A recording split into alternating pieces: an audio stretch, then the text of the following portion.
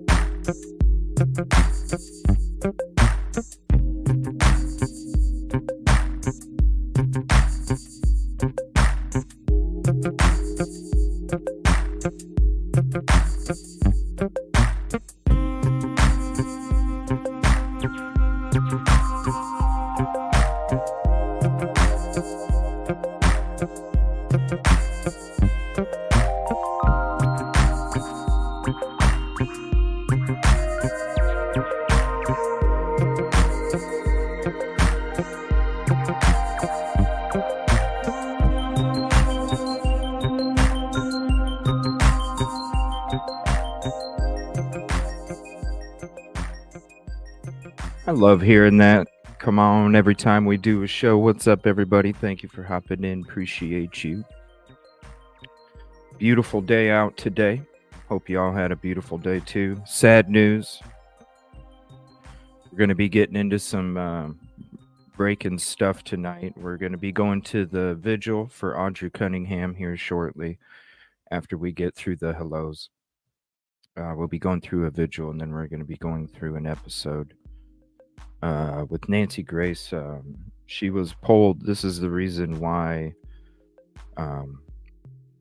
even when they drained it, they still had a hard time trying to locate her, was because she was located under a bridge tied to a rock. So prayers to the family and the community and all the loved ones. Right off the bat. So we'll be going to that. We'll be getting into that tonight in the beginning of the show. We're going to be having our own Monday night. We're going to be having our own Crime Nation special, but it's going to be our own. We're going to give you real footage, real interviews, and real conversations. Silky Southern Tea. We're going to have her on the show Monday night from Alabama.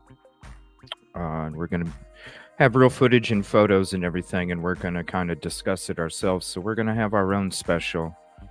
And I feel like it's going to be better than News Nation. So we'll be doing that Monday night. I will be on tomorrow morning. I won't be able to get any more footage tomorrow. And then Friday and Saturday is when I'm going to be doing, and Sunday also, I'm going to be doing the rest of my work for the special on Monday. But tomorrow I will be on, so if you want to come hang out in tomorrow's show, I will be on, and I believe True Crime Overtime with Rosie will be joining me on the show as we discuss all these different cases. So, and of course we can take calls, and we'll take calls tonight too. And then we'll be getting into some Idaho4 conversation in regards to stuff that we left off from last night, and any other fresh notes, old notes that we'll kind of go through for the discussion this evening.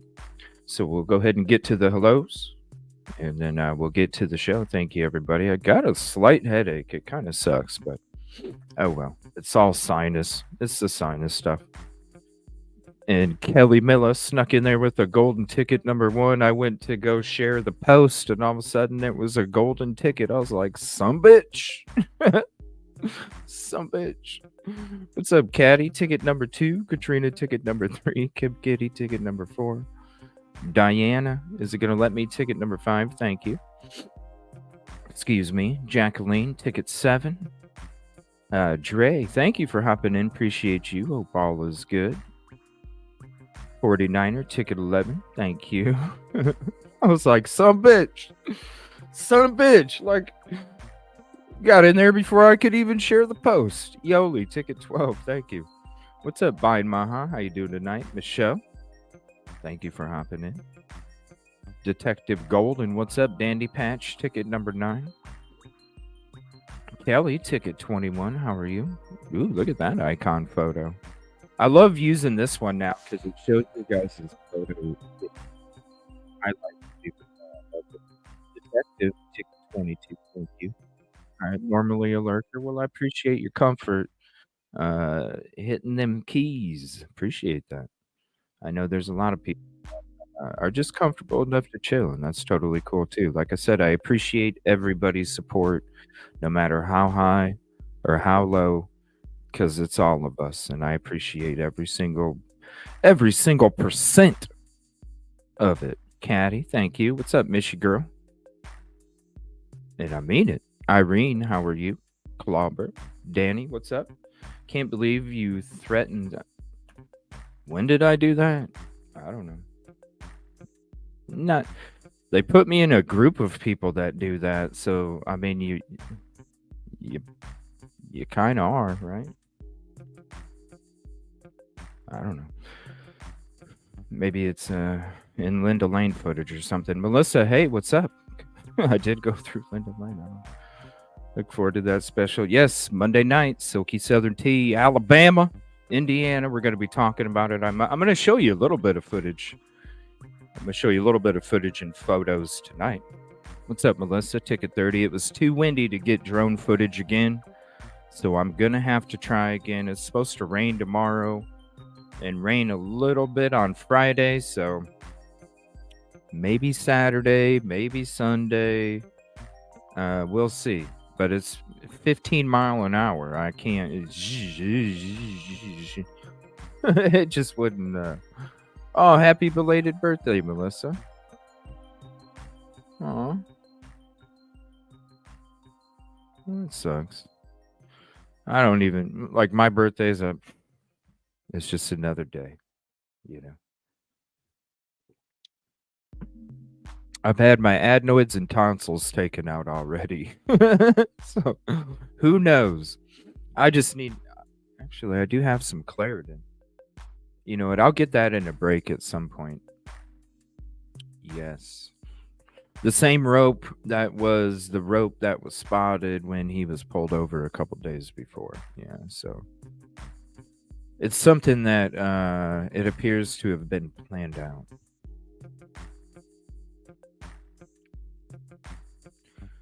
I mean, I could. That's why I run to bullies, because that's just who I am.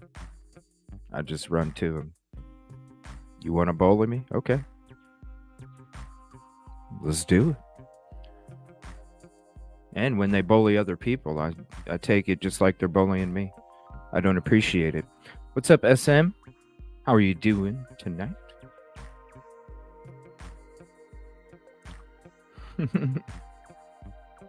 Yeah, please hit the like if you haven't yet. It is the free way. We are going to switch to the Vigil here. It was something that was just starting right before the show. So we're going to switch to that. We're going to watch the Vigil. A heads up, I'm going to try and adjust.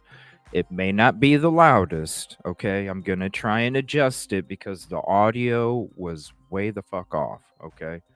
Just as a heads up. So I'm going to be adjusting it. So if it's not as loud, you have to understand it's not they didn't set up the mics or something properly, and so there's a lot of audio issues. So I will put the closed captioning on, but like I said, just for your own ears safety, I'm gonna be adjusting it because it is kind of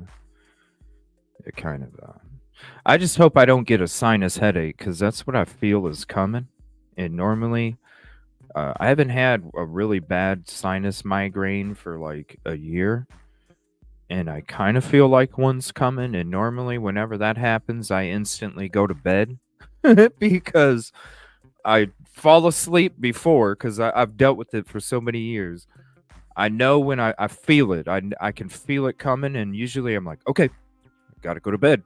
And I'll lay down and I'll go to bed, and usually I'll wake up and I'll have already passed through the you can't even walk because you're so disoriented stage, you know, where it's just, you better just sit there, because if you try and get up, you're going to fall over kind of migraine.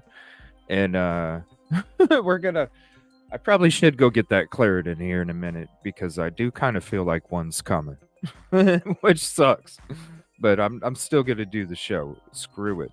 What's up, Ticket 31, D. Marie? Thank you for hopping in. Christina, Ticket 32, it always rains there when it... yeah. Yeah, she'll be here Monday night. We're going to be talking... We're going to have our own Manhunt special instead of News Nation.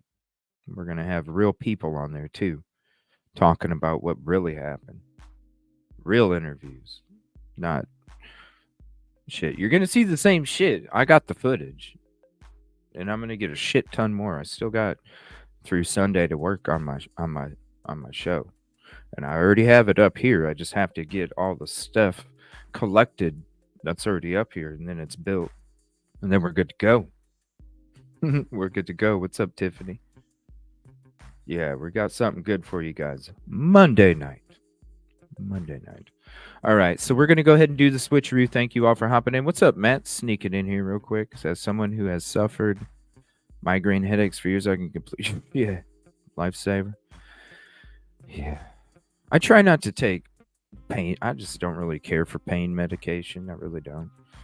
I just try and battle through it, unless I absolutely have to. But I'm gonna go get me a Claritin here when we start to play this vigil. So, what's up, John Morgan? Ticket 31. Thank you. Appreciate you. All right. We're going to do the switcheroo. We're going to start this vigil. This just started about 10 minutes before the show, but I have it paused to where it starts out in the beginning. So, you don't have to miss anything. Thank you all for hanging out. Appreciate you. Please hit the like if you haven't yet. And if you're not subscribed, please consider doing so. We'll see you right in a second here.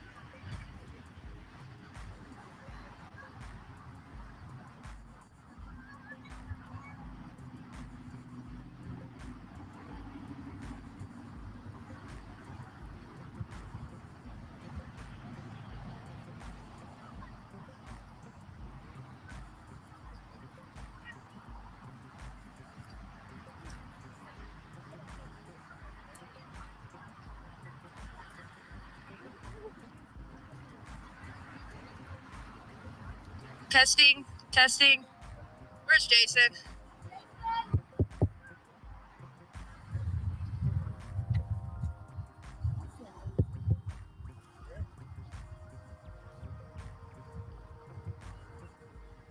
Thank you. Testing, testing. Can y'all hear me? We wanted to thank everybody for coming out today for Audrii. There's a few people that want to say some words, and then we're going to invite any of y'all that want to come up and speak. If you haven't got a candle already, you're more than welcome to make your way up here and grab one if you didn't bring one. I'm going to invite Cassie's aunt, Brenda Cedars, up first. She wants to read a poem and say something about Audrii. Brenda? Thank y'all for coming out tonight.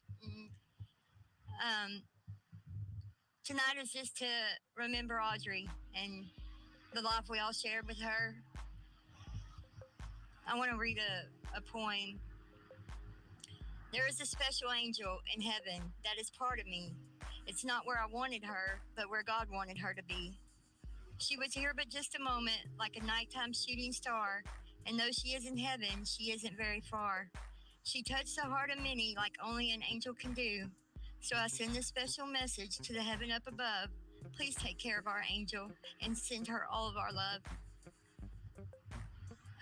Audrii is my namesake. She has my name, so we're like super close. I'm not biased or anything, but this world's just not going to be the same without her. No matter where she went or who she met, she just made them light up. She could always make you laugh, and no matter what kind of mood you were in. It just isn't fair that we all got robbed of that. So I just want to take this time to everybody just remember the good times and know that she's up there looking out on us. Thank you.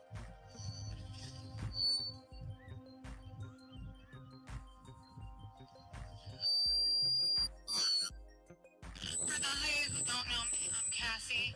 I'm on the behalf of my family. My husband was very close to her. My children went to school with her. I've met her a few times. Like I said, I'm not close to the father's family, but we were all robbed of a chance to get to know this little girl. We were robbed of her light being shined down on all of us. And, you know, we were robbed of a lot of things when she was taken from us. We hoped for the best and we ended up with the worst. But I'm thankful for the community that has came out and shown out for her. She appreciates it. Her family appreciates it. Her mother appreciates it. We don't know what we would do without this community. Thank y'all. I'm sorry, guys. I can't help the. Jeez, I can't help the audio. I'm trying to. Y'all can hear us, right? Oh, geez. Step away from the speaker, please. Yes. Next, I'm going to invite Mr. Adam Goodman up here. He was going to say a few words also. I'll let Adam introduce himself and tell you who he is. Sorry, I had to get the Claritin. I have it turned down very, like, minimum, too. It's whatever they used for the... It's got to be like a karaoke machine. I'm Adam Goodman, and at one point I was Audrii's stepdad, and she honestly changed my life with her infectious smile and the way that she didn't just smile with her mouth, she smiled with her eyes. She was always happy. She never had a frown. She definitely did not deserve anything like this, and it's a very tragic moment for everyone. Oh, my Lord. I think it's like some kind of karaoke machine or something, because you see, like, the lights. See the lights? Oh, my gosh. You see the lights flashing? I know we have many different denominations here. Like I told you guys, I warned you already. But if we could all just have a moment of silence. And there is no closed captioning. I'm sorry. Moment of silence. Oh.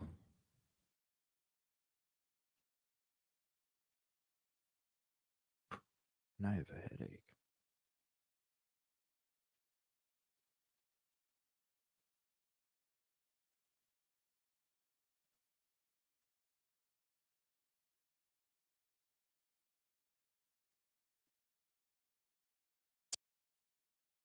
Went to school with Audrii.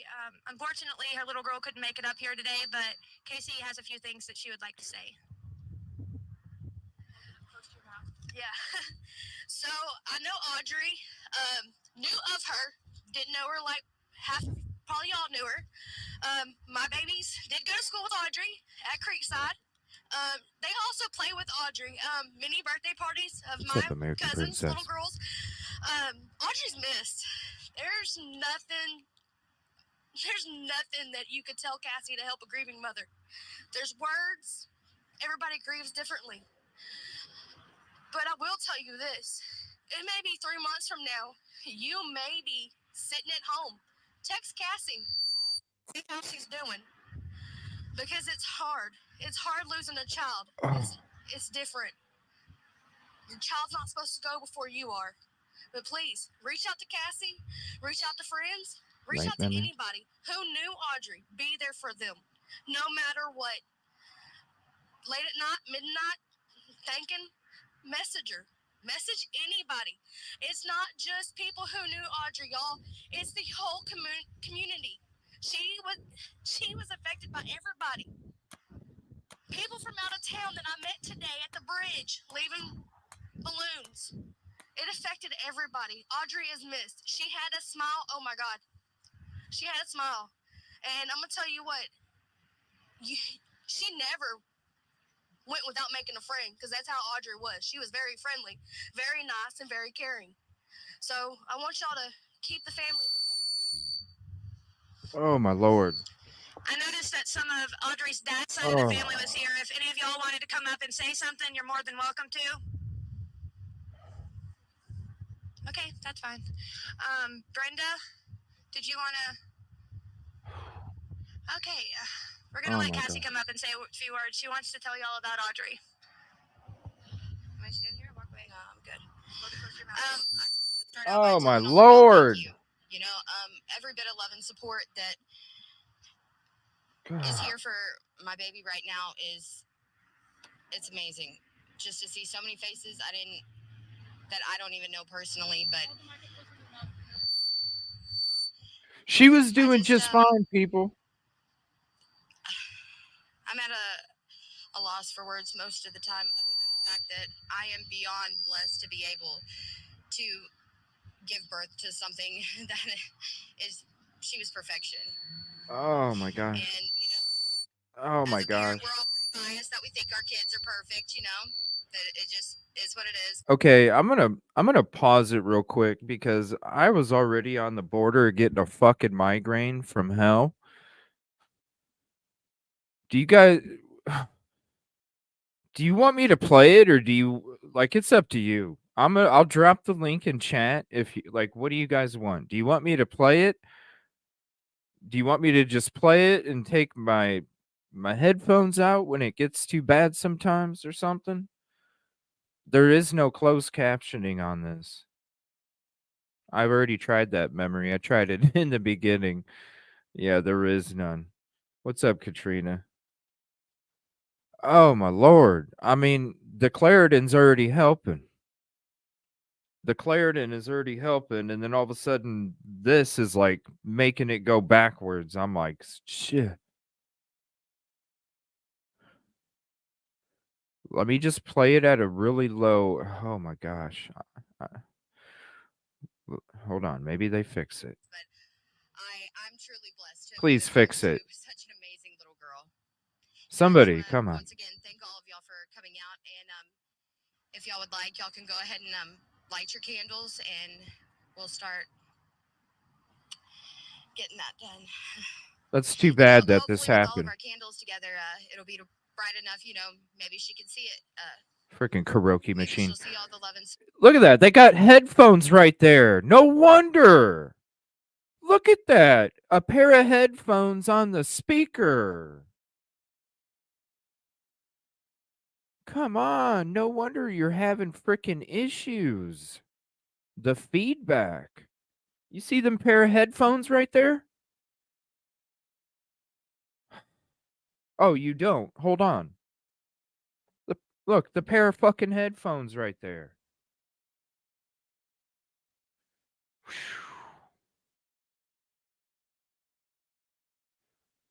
I know. I'm trying to keep going. Trust me.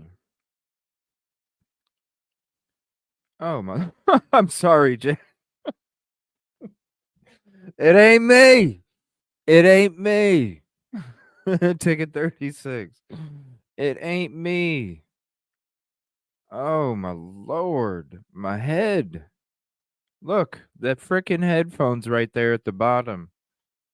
No wonder you're getting feedback because whenever you're talking or whenever the mic gets close to the headphones, it's already probably hooked up to frickin' hear what's being put in the microphone. So no wonder.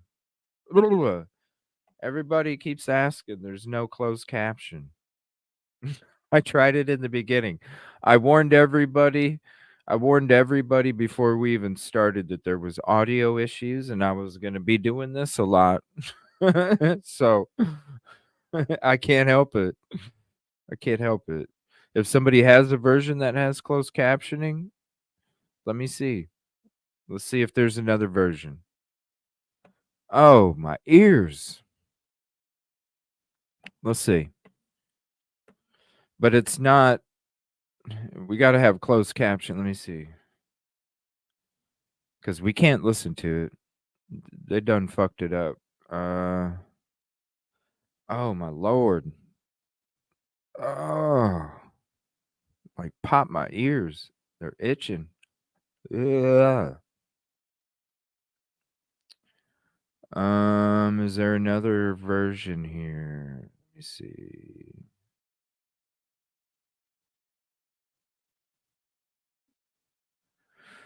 Let me see.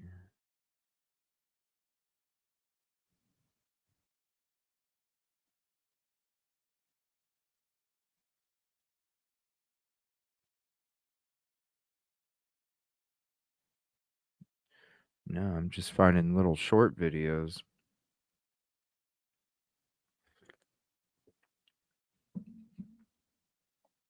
That's an 8-minute. Okay, so it must have been. No, they're just talking about it. Just give me 1 second here.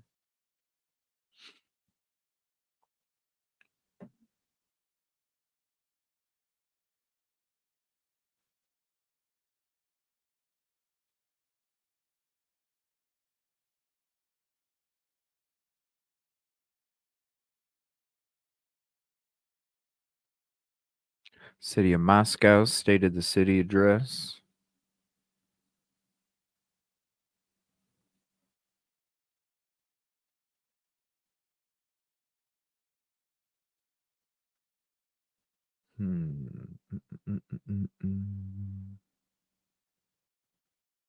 Man, where in the hell?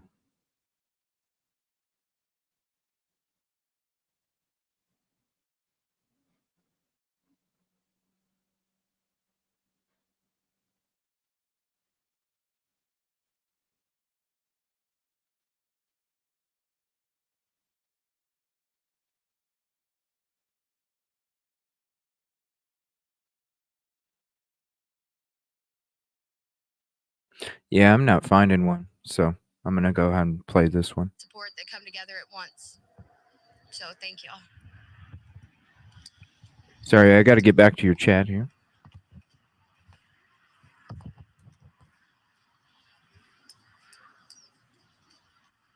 Yeah, I mean, if you have TV, go ahead and hit mute and do the closed captioning that way. But golden ticket 43. What's up, Mary? At least you can do it. I can't. Yikes! They must have shut it off now. Ooh. They're zooming in on last night. Very interesting conversation that Crime Lies and Lies had with the mother. What's up, Cheryl? Ticket 50. Very interesting conversation she had with the mother. Definitely check out Crime Lines and Lies and check out last night's show where we kind of listened to it, and you can check out our conversation and hear our thoughts. Very interesting. I don't know. Thank you, Rachel, for putting that up there. Yeah. We got the probable cause. We're going to go through the probable cause. We're going to go through his charges from prior. We're going to watch the new episode where they discuss the latest news from investigators and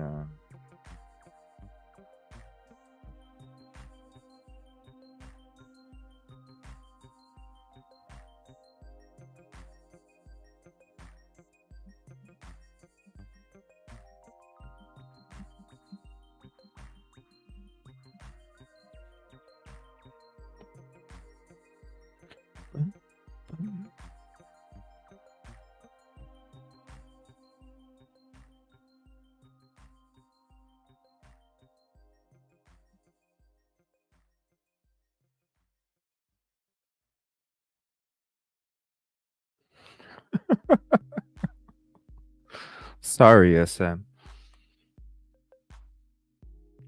What do I got to do? Have like a 1930s speakeasy, song or something or dance. What's up, Soulshine? Thank you for hopping in. Appreciate you. Oh, thank you. Yeah, we'll be watching those other episodes coming up. There's been the shout out AG and Judgmental. They both posted them on Twitter, so we'll be going through those as well. We already did with the Discord watch party that we had. We already watched all 3 episodes together. Yeah, we're going to be going through that one. Yep, we're going to be going through that one here after this. We were actually going to be going through that one first because that one came out right before the show, and then this happened. So I wanted to make sure we started off with the Vigil, but yeah, that's the episode we're going to be going into. It's crazy. It's so sad. Where's the grandma? Yeah, if anybody didn't check out our episode last night, yeah, check it out. It's a very interesting conversation that was taking place. All right, I'm going to share something with you guys real quick before we get in to the Nancy Grace episode. and I'm going to read the PCA as well. So here is the charges. Let me back out of this. So there's the charges right there. What about this? No, that's not good enough either. What about this? No.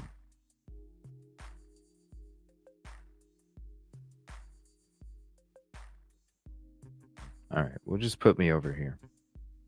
There.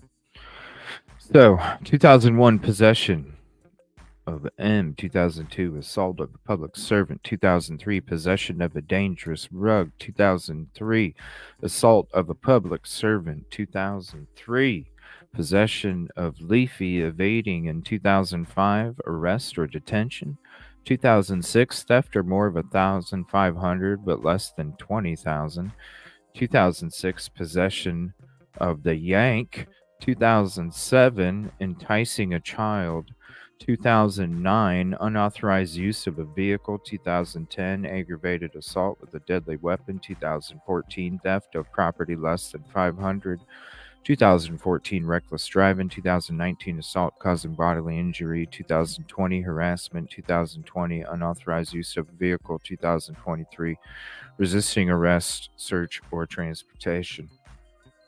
So that's everything without having to go through all the bunch of.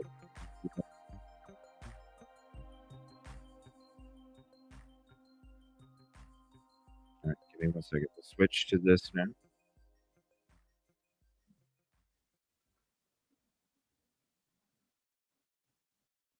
And here's this link if you'd like to have it for yourself.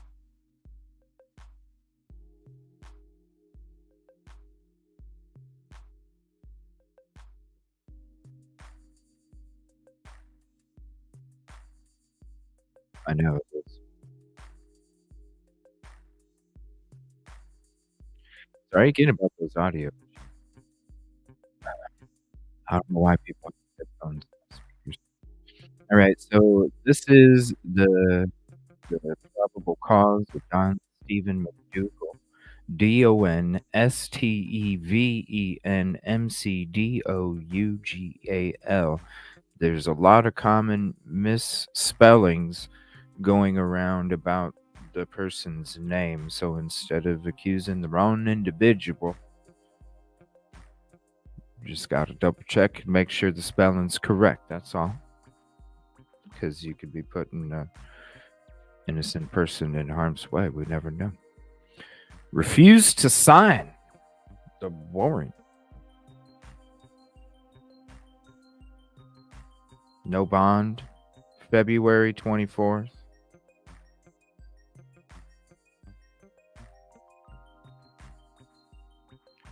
Refused to sign. So before me personally appeared the undersigned affidavit Detective Kayla Hepperly, who, after being me duly sworn, deposes and says that Don Stephen McDougal, white male, date of birth, redacted, who is hereinafter styled defendant on or about February 15, 2024, and before making and filing of this complaint, County of Polk and State of Texas did then and there intentionally and knowingly cause the death of an individual, namely Audrii Danielle Cunningham, 10 years of age or older but younger than 15 years in age, by unknown means. The affidavit being identified herein is Detective Kayla Hepperly, employed with the Polk County Sheriff's Office Criminal Investigation Division. The affidavit, Detective Hepperly has over 6 years' experience in the field of law enforcement. Your affidavit has specialized training in the field of murder offenses, assaults, S crimes, crimes against children, and other felonies. Son of a bitch. That never happens. Number 1, affidavit shall show that the morning of February 15th, 2024, Polk County Sheriff's Office detectives' investigation has revealed that said defendant, Don Stephen McDougal, along with the child victim, left the home of the child victim located at redacted in the Lake Livingston Village subdivision in Livingston, Polk County, Texas. McDougal and the child victim left in McDougal's 2003 Chevrolet Suburban with the intent to drop the child victim off at the school bus stop near the entrance of the subdivision. It was discovered the child victim was not at the bus stop when a Livingston ISD bus arrived at the location and discovered that the child did not make it to the Creekside Elementary that day. Affidavit shall show that on February 20th, 2024, the body of 11-year-old child victim Audrii Danielle Cunningham was located during a search of the Trinity River. Law enforcement dive teams, there you go, right there, located the child's victim's body with the Trinity River near State Highway 59 South at the Polk/San Jacinto County line. San Jacinto County Justice of the Peace C. McGee ordered the child victim's body to be transported to the Harris County Medical Examiner's Office for autopsy and determine the COD. Number 3, the affidavit shall show that Don Stephen McDougal was a friend of the Cunningham family and resided on the family property in a cab over camper. Whoa. It wasn't a trailer. This was a camper that was on the frickin' back of a truck or something? McDougal had access to the interior of the child victim's home. Is that what it is? A cab over camper? That's something that goes in the back of a truck, right? What?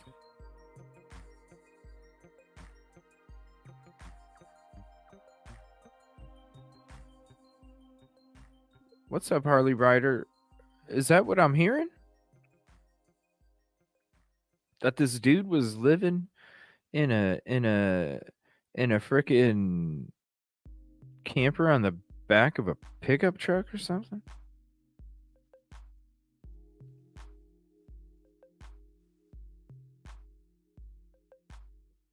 What's up, Cherry? When the law puts them back on the street, thinking they may not.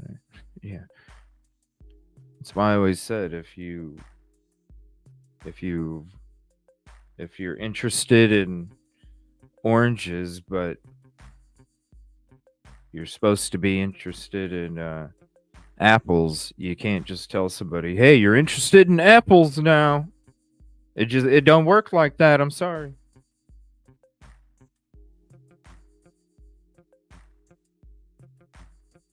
Kib Kitty, give me 1 second. Get the contribution call out. We'll get back into reading this here in a second. And then we'll get to the new Nancy Grace episode. Thank you for your contribution to the community. Melissa, Soulshine, Jackie, SM, and Whitney have been gifted a membership. Go check out the membership videos and let me get you a link. This is the playlist of the members only videos. So here, if you're a current member or a new member, you can click that and save that as your playlist. That has all the members only videos for you to enjoy. Thank you, Kib Kitty. Appreciate that. Okay, now StreamYard made me... There we go. Yeah. We'll be doing more in the next couple days, too. An RV on the property. And there is your membership link. I appreciate you guys' support. Means everything. All right. Number 4, the affidavit shall show the video footage and cell phone data places McDougal at 3 locations of interest. Evidence in connection with the defendant and the child victim was located at 2 of those locations and recovered. One of these locations is the Trinity River near State Highway 59 south of where Audrii's body was later located. Number 5. Affidavits shall show throughout the investigation, investigators were able to determine through cell phone data, video footage, and other forensic evidence McDougal lied about his whereabouts and activities on the day of February 15th, 2024. Affidavit shall further show that upon recovery of the child victim's body, law enforcement discovered a large rock tied to the victim's body. The rope used was consistent with rope that was observed in McDougal's vehicle on a traffic stop 2 days prior.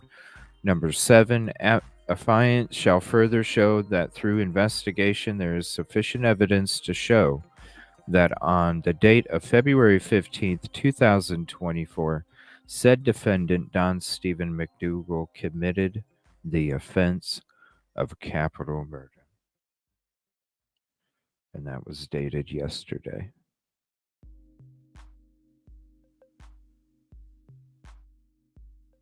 No bond.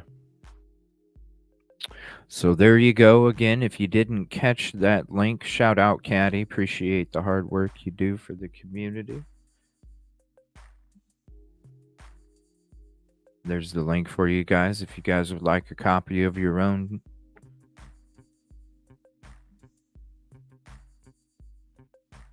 And I can't believe somebody said that I don't credit people. I'm like one of the most credited motherfuckers ever since I came around YouTube. I don't know where they've been. All right, so there's those things. We're going to get to the Nancy Grace. Yeah, Iris, under a bridge. They pulled her from under a bridge. Under a bridge. So there's some new stuff that's coming out tonight. This is why we're playing this Nancy Grace episode. Thank you all for hopping in. Appreciate you very much. And we're going to get into this one now. In the last hours, the body of a beautiful little girl, Audrii, just 11 years old, has been pulled out from under a bridge in So a sad. Texas river. Heads are gonna roll. I'm Nancy Grace. This is Crime Stories. Thank you for being with us here at Crime Stories and on Sirius XM 111. First of all, take a listen to this. At this time, I sadly announce that Audrii's body was located at the Trinity River on the U.S. Highway 59.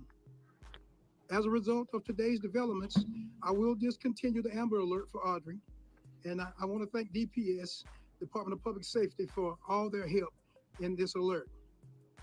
The information that we have gathered in this criminal investigation is substantial. My heart aches with this news, and I express with my deepest sympathies and condolences to everyone who knew, who cared for, and loved Audrii. Is there any pictures of this camper in the front yard? What's the address of the house? And I'll check it out. Maybe Google Images might have something on there or something. Who knows? The Sheriff's Office, we will continue to process the evidence that has been gathered to ensure that the Google justice might. for Audrii. And you can hear the Polk County Sheriff Byron Lyons' voice cracking after he and his whole team, volunteers, you name it, tried to find Audrii alive. That did not happen. Take a listen to what else Sheriff Byron Lyons has to say. Thank you to Trinity River Authority for lowering the water levels so that the divers could reach the area, could reach areas of interest. Due to the lowering, we were able to contact TRA, Trinity River Authority. They slowed down the outflow from the reservoir, and it allowed the water to go down, and her body was discovered there in the water. But I'm not going to say whether it was Harris County or Montgomery County or Echo Search. It was a conglomeration of a lot of love and law enforcement networking together that helped discover her.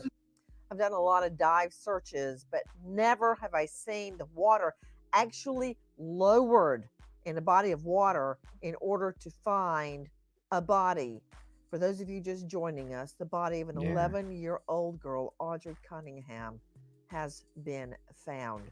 You know, and it was so like the video, if you guys have seen the video of her giving him the tattoo, you know, what the hell? You know what I'm saying? What the hell? And this, there's a reason why daddy and grandma ain't saying shit. Because that kind of shit was happening inside their house, yo. That kind of shit was. Why in the hell would you allow a 10-year-old to operate a tattoo gun?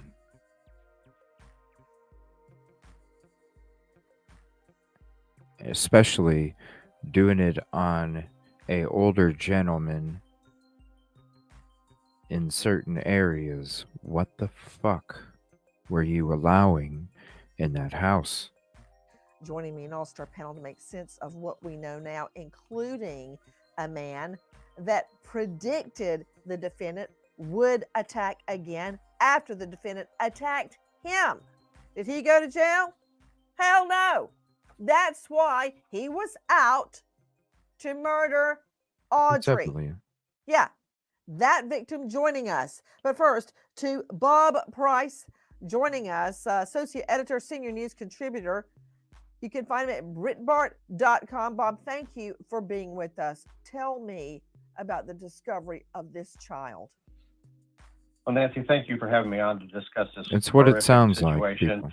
So, Sheriff Lyons announced yesterday that they had recovered the body of this 11-year-old innocent little girl. Just an absolutely tragic event. Yesterday on your show, you discussed that the sheriff had taken Mr. McDougal around various places he had been that day. One of the places that he took the sheriff's department to was that bridge where they found Audrii's body near one of the bridge pillars underneath the bridge. Stop right there, Bob Price. Number one, you think I believe one thing that POC says, technical legal term, piece of crap. One thing he says, he's going to twist this every way he can to his benefit. I was like, POC. My brain's going, what the fuck is a POC? Piece of crap. Oh my gosh. A POC. POC. That's what it sounds like, memory. That's what it sounds like.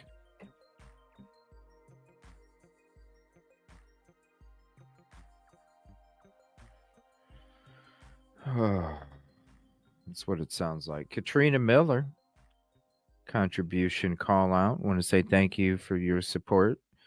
I know you've been a member before, but thank you again.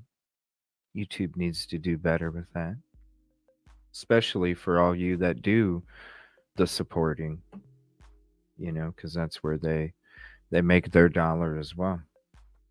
What's up, Matt? This case of this little girl's heart-wrenching, where dangers lurk around every street, right?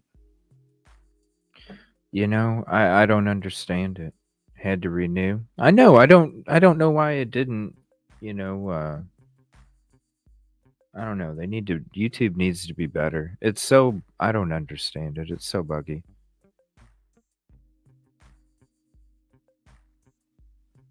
Aw, what are you going to school for, Leo? I wonder if he was new to the town and they're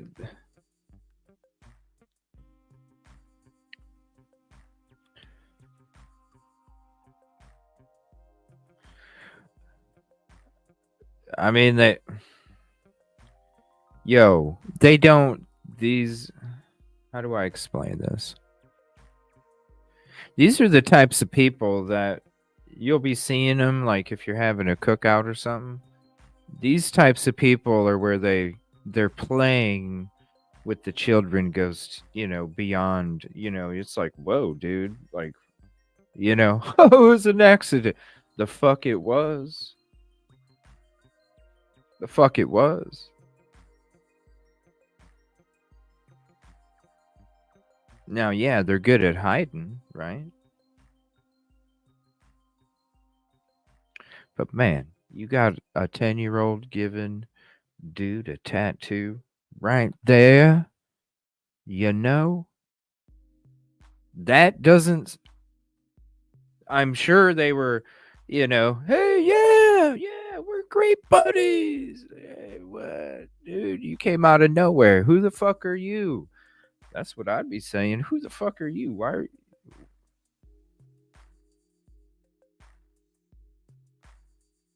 I don't know. Maybe I could just sense stuff. Matt. I mean, it's true. People, yeah, they probably do take on a different look after they're exposed.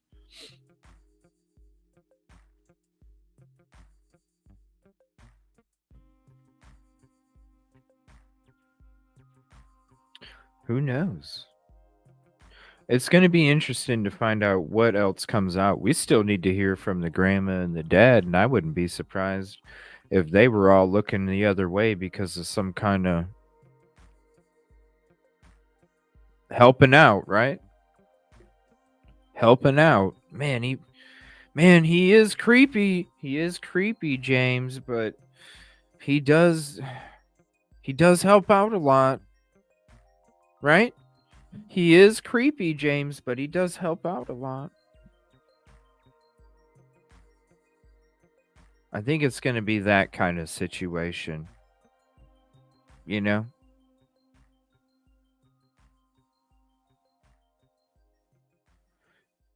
Back October, Charlotte, 8-year-old kidnapped. She wanted to ride her bike. Oh. Oh, wow. Wow. Wow, Melissa.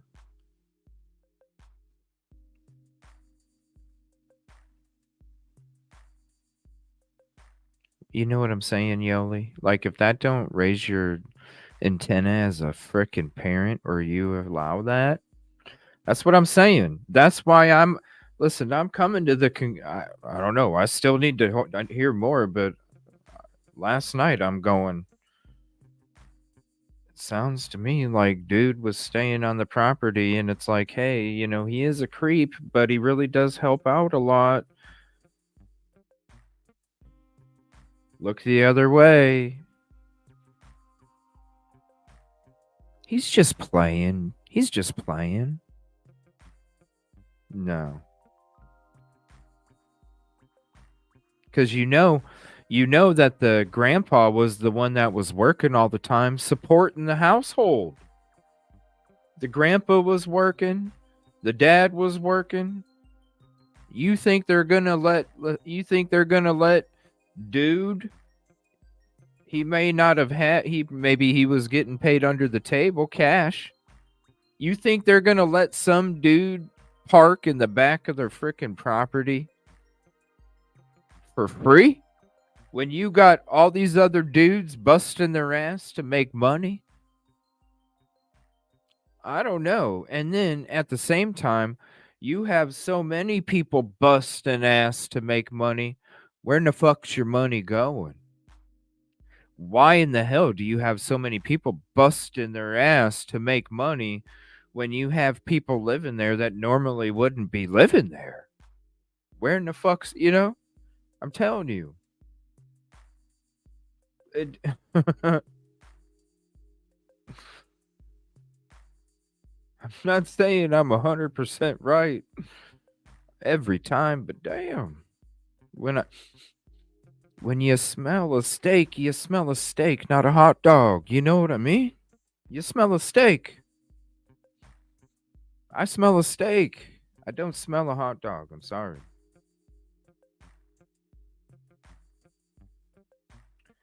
It's just me. Oh, it's just the times these days, But we can't let this. We just have to do better as a society. That's why it's always about peace, positivity, and progress.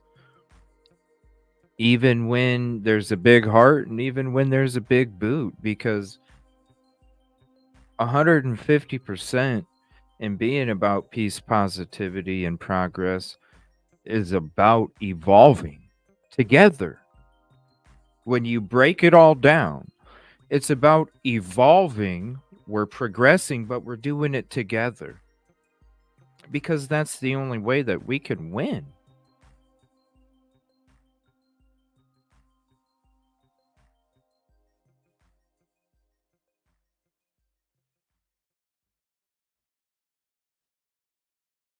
It's just too bad not everybody is about it, because can you imagine true crime? Can you imagine how less crime there would be? Can you imagine like how beautiful everything would be, you know? And who wants to go to a party by themselves and who doesn't want to enjoy a party? You know, we're only on this at this party here on earth for a little short time, and then we're on to the next. Why not have fun? Why not enjoy it? Why not do it together? You know, I don't know. I don't understand it. I don't understand it. All right, back to this. Hey, Bob Price, when he was driving the police around, did he say, "Oh yeah, that's where I put her body"? So what the sheriff explained is that he just took them to places that he said he had been that day. What's up, Beckles? It's kind of accounting for your time, so to speak. And one of the places was over by where they found the backpack. Yes, ma'am. Bob, is it true this guy backed into a tree and left an identifying mark from his bumper on the tree when he was disposing of an 11-year-old girl's body? I think that's how they figured it out. They find the backpack, they see that mark on a tree, and they know. Her reaction. The place where the body was found is about 5 miles down the river from where the backpack was found. But yes, he reportedly did strike a tree with his Suburban, and they were able to match both what I've been told, tire tracks and his bumper marks to that location where the backpack was found. And then the body was found lower down the river, and the current's moving very swiftly there. This is just below the Lake Livingston Dam, and the water is high in the lake right now. And so they've been releasing a lot of water. The current's been flowing rapidly, and that's why they were able to lower the level of the lake, as you mentioned, of the river, in order to slow the currents down enough that the divers could get in to where they suspected her body would be. And sure enough, they found it there. I asked Sheriff Lyons yesterday Ticket 55. if there was any evidence that the body had been weighted down or in any other way Thank you, Trey. rigged to where it would stay underwater, and he declined to answer that comment. He did not say no. Thank you, Christina. He would say no if that wasn't the case, but he declined to answer that. Can I ask you something, Bob Price? Bob Price. What is so unique about his bumper? Does he have a hitch on it? That they could identify the mark on the tree and match it to his bumper. I'm not sure exactly how they matched that. It could be that there was maybe evidence of the tree on the bumper. Look. Just look at it. Look. You got dirt. Okay. Let me take a picture here. Hold on. We're gonna show this vehicle. I mean, come on, Nancy, you can see it right here. I would think he would say no if that wasn't the case, but he declined to answer that. Hold on. Can I ask you something, Bob Price? Bob Price. What is so unique about his bumper? Does he have a hitch on it? That they could identify the mark on the tree and match it to his bumper. I'm not sure exactly how they matched that. It could be that there was maybe evidence of the tree on the bumper, something like that. I'm looking at it right now. There's got to be something unique. All right, let me save it real quick, and I'm gonna show you.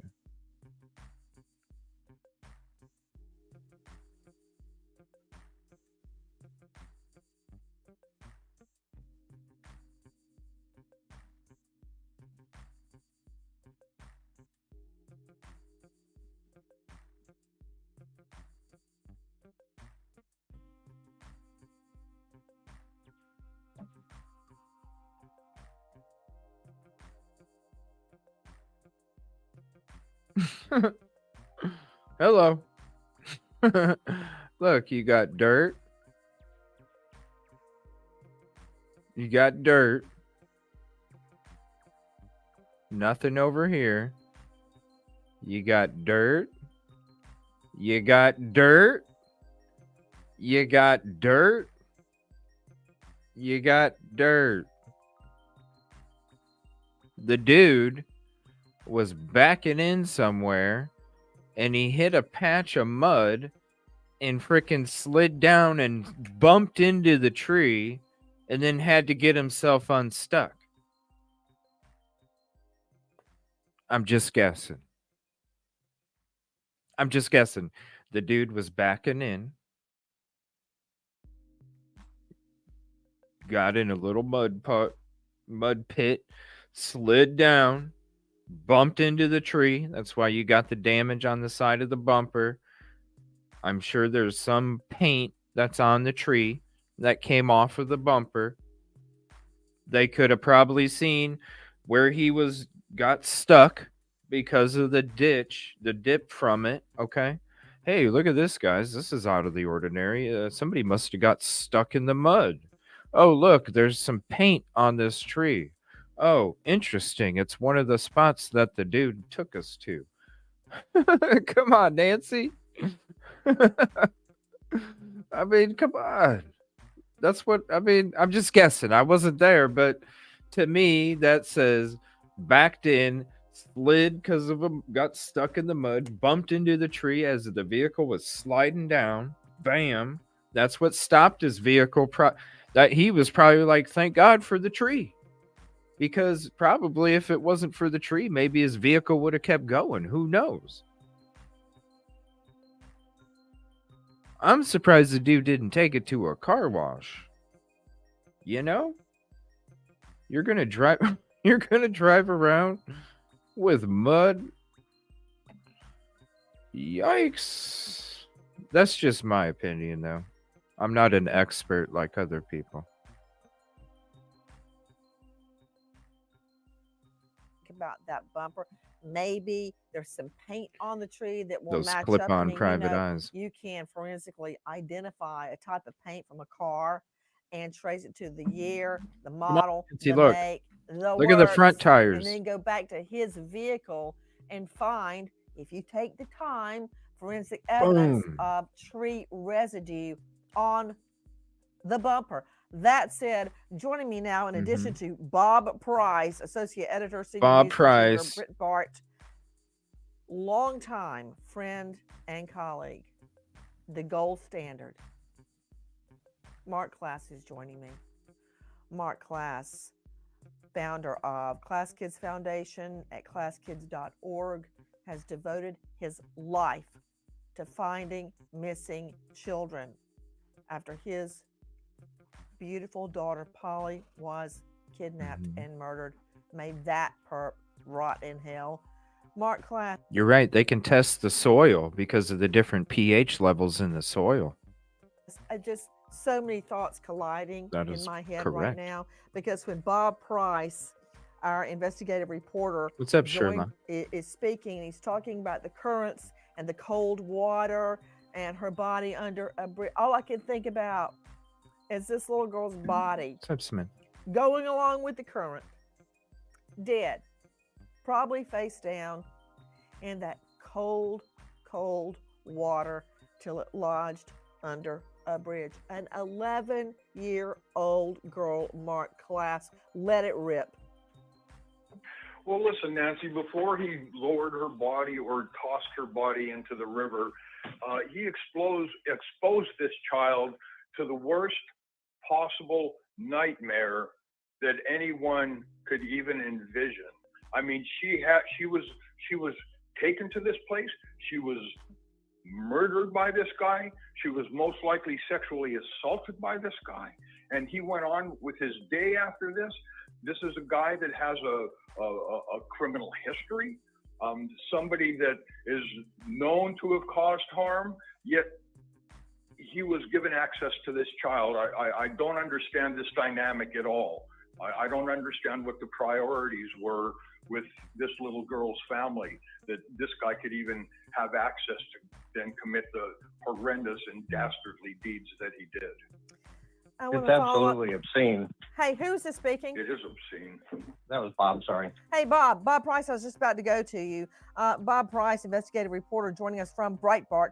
Bob, something, and I want to go back to Mark Class on this. Remember, everybody else on the panel, I've told you, we're not having high tea at Windsor Castle. Jump in when you feel like it. But Bob Price, yes, no. Is it true that the defendant in this case, Don Stephen McDougal, age 42, was spotted at a gas station around 9 a.m., and at that time, he did not have Audrii with him. Is that correct?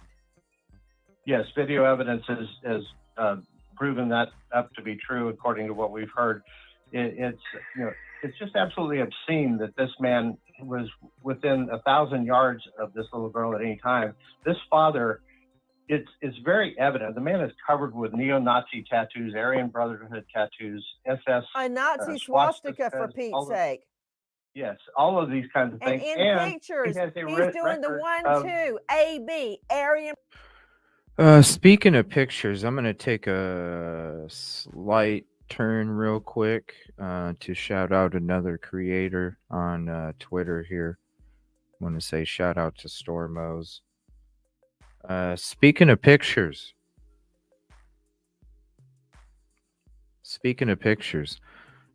it says, man, we went to a surprise birthday party for our friends a few weeks ago and videoed and took pictures because he asked her to marry him. His niece figured out the people behind us was Audrii, Stephen, the main suspect in her disappearance, and her grandmother. My heart, she's so beautiful. She was sitting next to him, but as far away as she could be at the end of the table. They also gave her a piece of birthday cake.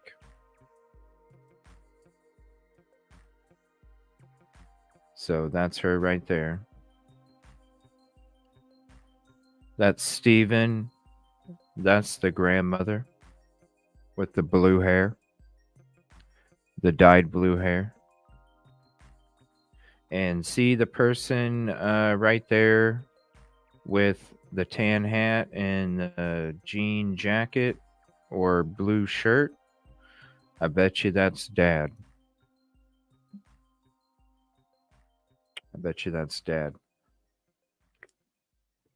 So give me 1 second. I'm going to get some, I'm going to save these so I can zoom in for you. Give me 1 second.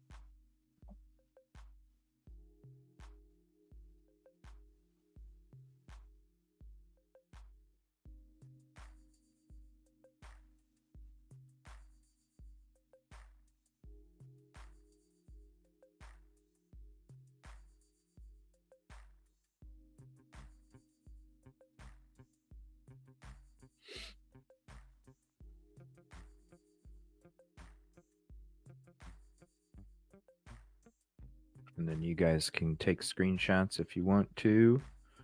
But I'll be having the zoomed in ones here in a second. Thank you, Stormos, for retweeting me. If you're not following me on Twitter, please do. I will shout you out for any of these additions to the show. Appreciate the community and everything that the community does. So give me 1 second here and let me get these pictures up for you.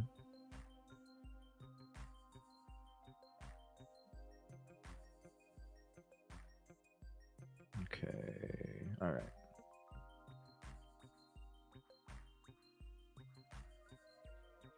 And we'll get back to that episode here in a second. So we'll take a look at these real quick.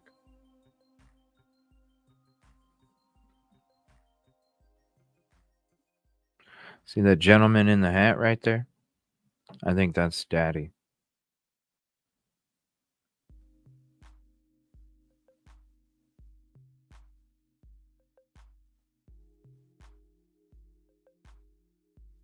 How much you want to bet that that's Dad?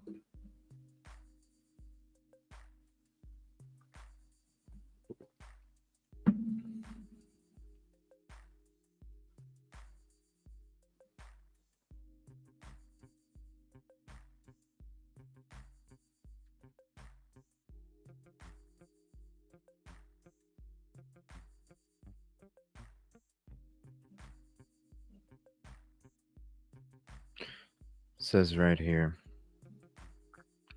Man, we went to a surprise birthday party for our friends a few weeks ago and videoed and took pictures because he asked her to marry him too.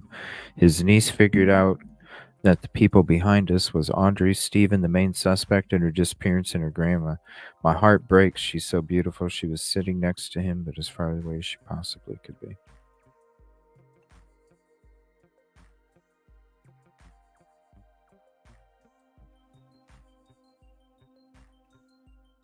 That sick fucker.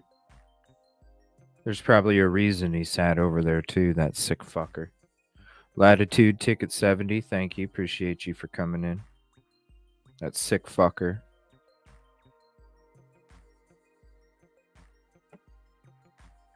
Sick motherfucker.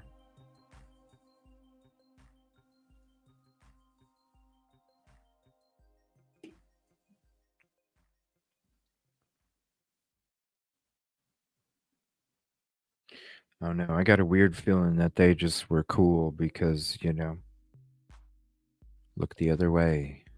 He's creepy, but he sure does help us out, and he sure does help us have a nice living, doesn't he? All that money he brings in. All right, we're going to get back to the Nancy episode. Thank you, Stormos, for sharing that. If you're not following me on Twitter, I'll drop the link. Retweet me or send me a tweet or whatever, and I'll go ahead and call you out. Thank you. In brotherhood, I mean, it's like, does a piano have to fall on your head to know this guy is bad? Stay away from him. And I'm following up, Bob Price. Thank you for confirming that. Mark Class, you said this, and chills, arms and legs. He just went on about his day like nothing had happened. There he is, filling up with gas after he's been driving around and around and around with this girl's body probably in the car to find a place to dump her body. And look, he's a sex offender. He's already pled guilty to trying to have sex, taking the underwear and the PJs off a little girl, getting in bed with her. How did he get access to another little girl? Nancy, he showed up at a donut shop across from the courthouse, which is a mile from the jail the next morning. Talk about nonchalant. Yes. Mark Class, what you said just before Lana jumped in. Guys, Lana Shadwick, high-profile lawyer out of Texas who has made her way out of the courtroom to join us, former Harris County judge and prosecutor, AtlantaShadwick.com, also added, and she's right, Mark Class, the guy didn't just go for gas. He was propped up at a donut shop. This is after he has disposed of an 11-year-old girl's body in that cold water, Mark Class. Well, this man has absolutely no value for any life other than his own, or he wouldn't have been able to do that. His conscience would have stopped him. He has no conscience. He's just a killing machine who, for some inexplicable reason, was out and about with an 11-year-old girl. I don't know what anybody was actually expecting the result of this union to be, but my God, my God, if you could only turn back time. And talk about detached. He goes to a donut shop, which is courthouse. You can throw a ball and hit the judge's window. I mean, it's down the street from the jail. What kind of narcissist or detached individual is this? You're going to go downtown where the cops are? Okay, I just violated every... Yeah, lady, because if he's wash your fucking truck first. So, if you didn't wash your truck, well then you know what I'm saying. But if you did, why wouldn't you go around there? Because they would think exactly what this lady's thinking. That's above the surface. That's not below the surface. The person's going to be around because everybody's going to think that they wouldn't be around. Do you see what I'm saying? Rule. Under the surface. To be a good trial lawyer, I placed myself in this by thinking of my own children, Mark Class. I really don't know how Picture you agent. even move forward. All I can think about is my girl. I mean, a convicted sex offender who was allowed to plead down his case where he attacked another little girl in her bed. He had access to her home too. Let's think about these similarities. It's like a fingerprint. Now, in addition to attacking Alec Bryan, who was with us, Alec Bryan III, I believe with a knife. Now this, why was he allowed to be around 11-year-old Audrii? And he's out having a donut, Mark Class, a donut. He's pumping his gas after driving. Don't you know he went in all these circuitous routes trying to figure out where to hide this girl's body, this little 11-year-old girl with that big smile? And now he's got to fill up his gas tank and get a donut? Really? That's to you, Class. Well, Because they're all going to think like that. If you're you understand what I'm saying, right? Why would somebody go? That's where they're going to be. Because everybody's going, why would somebody go? Because that's where yeah. I don't know what even to say about something like this, Nancy. I mean, one has to look back at this guy's criminal history and to see how he's been, and his medical history, and to see how he's been diagnosed.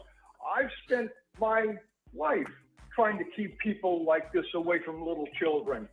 You put out the information, you educate people, you raise awareness, you get laws passed, but still, there are families that are willing to allow something like this, allow a known monster to have access, unfettered access apparently, to their little children. I don't know what anybody expects the outcomes of these kinds of situations to be. It's unbelievable. It's uncivilized. It's nightmarish. It's spawned from the devil himself. Have you looked at this guy's tattoos? I'm not trashing tattoos. Don't care. You want to ink up your body? Have at it. But when you put swastikas and Aryan Brotherhood tattoos all over your body, you're like a walking billboard. You might as well walk down 3rd Avenue in New York City with a sign that says, I am a piece of crap. Stay away from me. I mean, who puts a Nazi swastika on their arm in plain view and then insists on wearing the sleeveless wife beater t-shirts? He's proud of it. And his criminal record, jump in. He's a walking billboard for the penitentiary system. If we, to your point, and I think Mark is an absolute warrior for children around this country. He speaks with authenticity. And when we right, Sherlock, that's why we're watching it tonight, because normally I don't do Nancy too often, but this is a different situation. You know what I'm saying? I appreciate that. Mark, I'm right there with you too, trust me. I'm trying to cancel out all the icing. I don't like that much icing on my cake. I really don't. I like a cake and a little bit of icing, so if anybody ever has a cake, I really scrape most of it. I just scrape most of it off. I really do. And it's the same thing with Nancy. I'm scraping off that extra icing on that cake, is an absolute warrior for children around just this scrape country. it off. He Just speaks scrape with it off. authenticity. And when we think about this What's guy up, being Natalie? out on the streets, it's just horrendous that he would have had access to this small child. Guess what I'm holding in my hand right now, guys? A rap sheet. It goes all the way back to 2001, possession of pot, Cleveland, 2002, assault of a public servant, don't know what that was, 2003, drugs, 2003, assault, 2003, more marijuana, 2005, evading arrest, 2006, theft, keeps on going, and meth. Now he's on to meth. And they say pot's not a gateway drug. 'Cause, Okay, because of this, whatever. Iris, right here. 2007, enticing child. There you go. There you go. That should have been a child molestation charge felony. Unauthorized Aw. use of a Nancy, vehicle. I'm sorry to hear that, Aaliyah. Sorry. Damn. More aggravated assault, unauthorized use of vehicle. That I guarantee you, that was pled down from a theft by receiving stolen property being a car. I'm telling you what I do in real life. I scrape the front, the extra icing and frosting off, and that's what Nancy does. All that icing, you know. But that's what I do in real life. 2014, theft of property, Just scrape reckless it off. driving, assault for bodily injury, They're claiming no. harassment. 2023, They're claiming no. resisting arrest. You know, hold on just a moment. Why am I reading the rap sheet? I have a victim with me right now, Alec Bryan III, who was Right. assaulted by this That's what it's about. Don Stephen McDougal in 2010.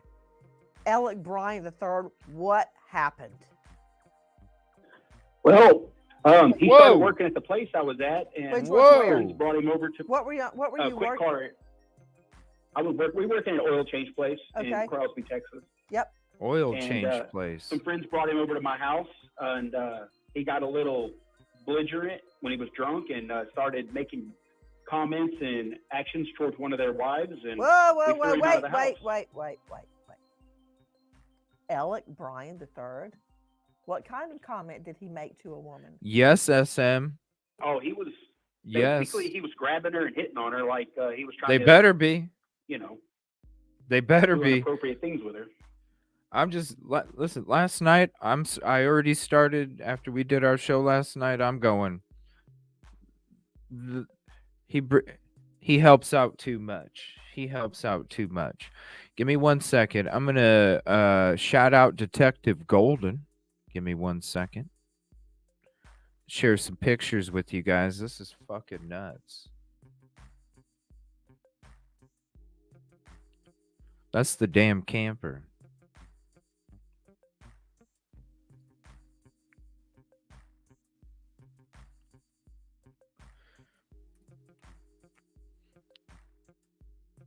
It's in the backyard. It's gotta be. Is it the front? It is the front. Look at this. Are you serious? This is Google Street. It's the frickin' front.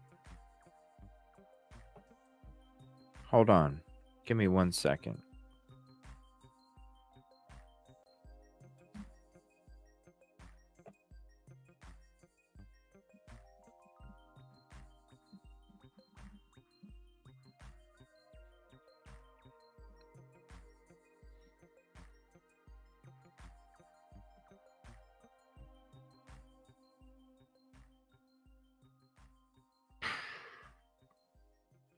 Wow. See, I told you guys it is on Google fucking Maps. It's on Google fucking Maps. What the fuck? I mean, I was kind of half being serious, but it's on Google Maps a bit. It is. It's on Google fucking Maps, yo.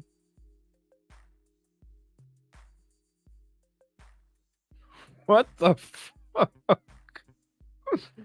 Can you imagine?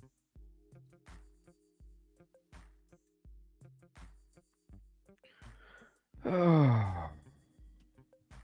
That's the front of the house, yeah. Wow.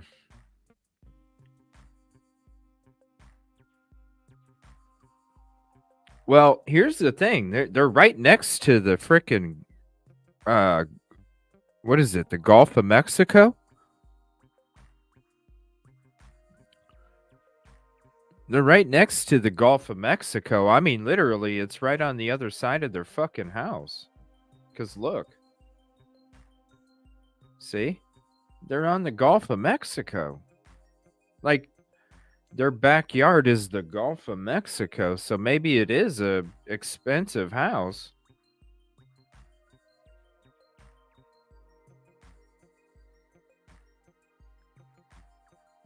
That is a small house, you guys. Whoa, that is a small house. Look at that. You're basically 2 floors. What is that? What do they call that? A shotgun house. They call that a shotgun house, where it's like 1 room width all the way back, and then there's another 1 room width all the way down. Wow, those are small as hell.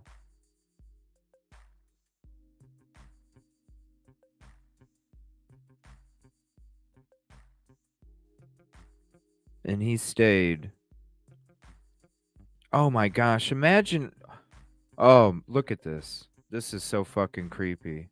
Look. Who in the hell's gonna see anything if somebody's walking down this fucking road? Oh my gosh. Look at this. So you get right here. Okay, it's open. Look at this. That dude has this whole fucking road to pull somebody in his fucking camper. Wow.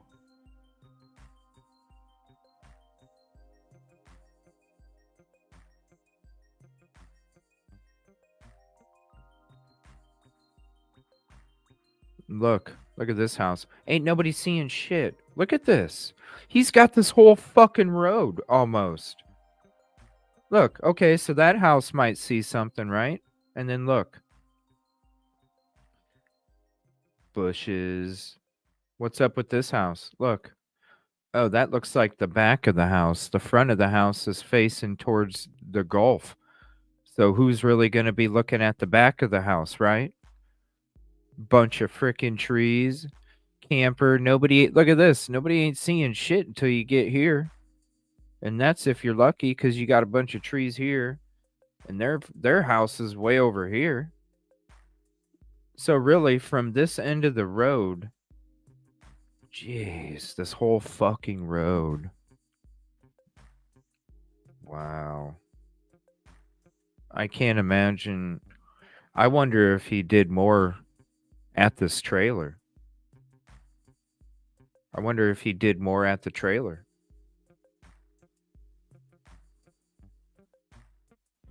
Let me look at this roof. Let's see what kind of condition it's in.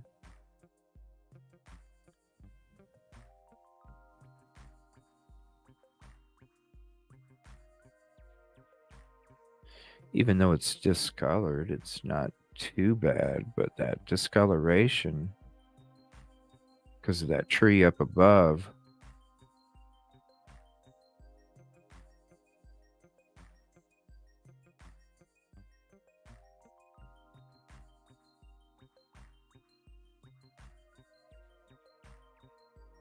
Yeah. This house, that roof was replaced after this one right here. They both need work, but this one on the house itself is fucked. You can see all the ripples in the roof right here around the corners, on all the corners. It's rippling. That means that there is so much mold and damage to those boards.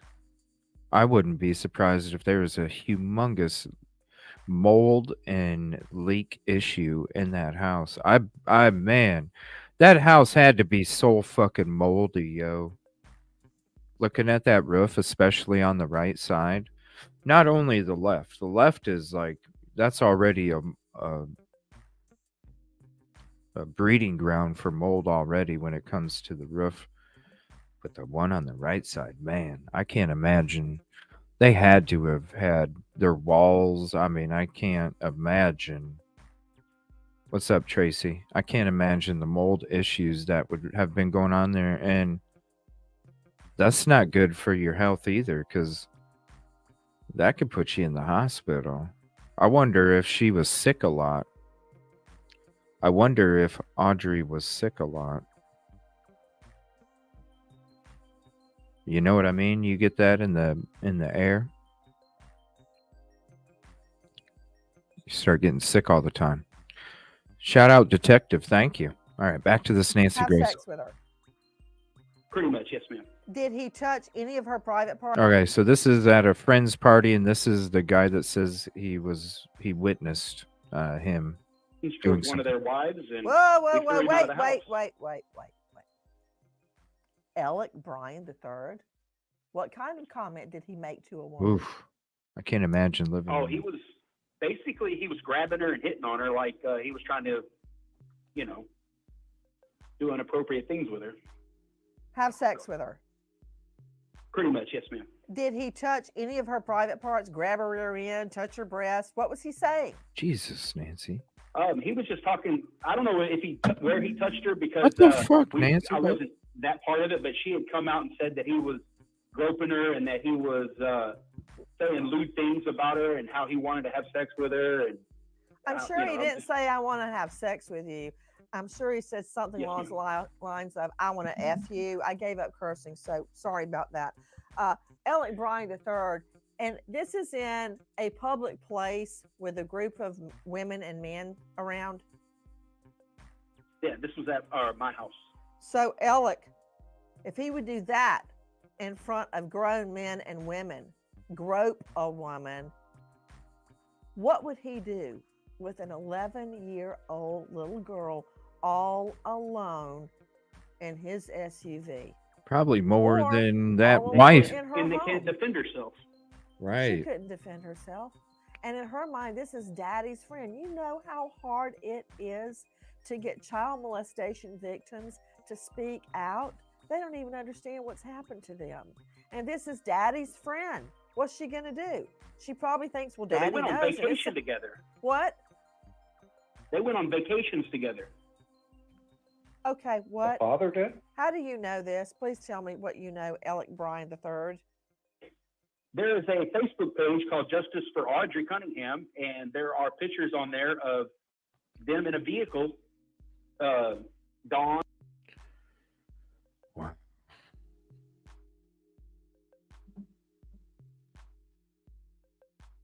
Look at that.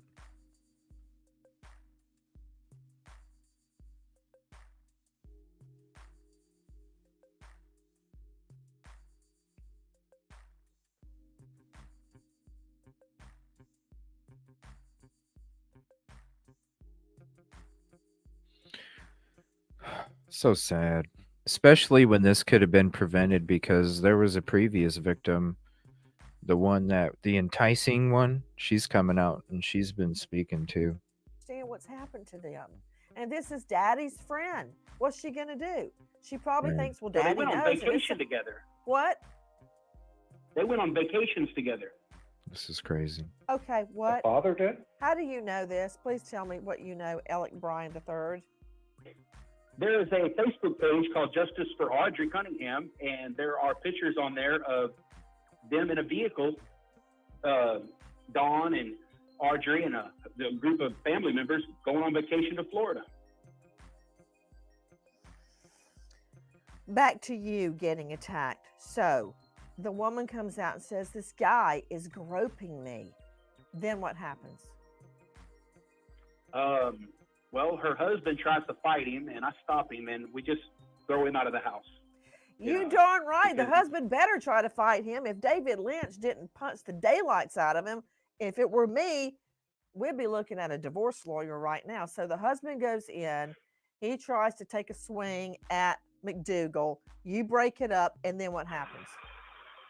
We basically I just forced him out of the house, told him he's got to go. Okay. And, he's being belligerent with me at this time. And I push him out the door, and then a little time goes by, and I hear somebody beating on the door. It's him. He has a knife, and he's stabbing at my door, trying to get back in the house. Whoa! I grab my shotgun, and I open up the front door, and he comes at me with the knife, and I hit him in the face with the gun, with the barrel of the gun. Damn. Back out the door, and we call the cops. Damn. He came at you with a Damn. knife. What? Yes, ma'am. Then what happened? He hit him with the butt of his Like gun. I said, I hit him in the face with the barrel of the gun and pushed him out and slammed the door and called the cops. What the Once fuck? again. He was stabbing Well, on so the far, door? you're the only one that has gotten justice. Okay, hold on. I gotta rewind this. Who is this again? Hold on. Who is this again? Alec Bryan III. Alec who was Bryan III? assaulted by this perv, Don Stephen McDougal, in 2010. 2010. Alec Bryan III. What the hell? happened? What the hell? Well, he started working at the place I was at, and Which was some where? friends brought him over to What were you a quick working? car. Oh, that's We worked in an oil change place that's why his eyes messed up because of the fuck. No shit. in Okay. Crosby, Texas. Yep.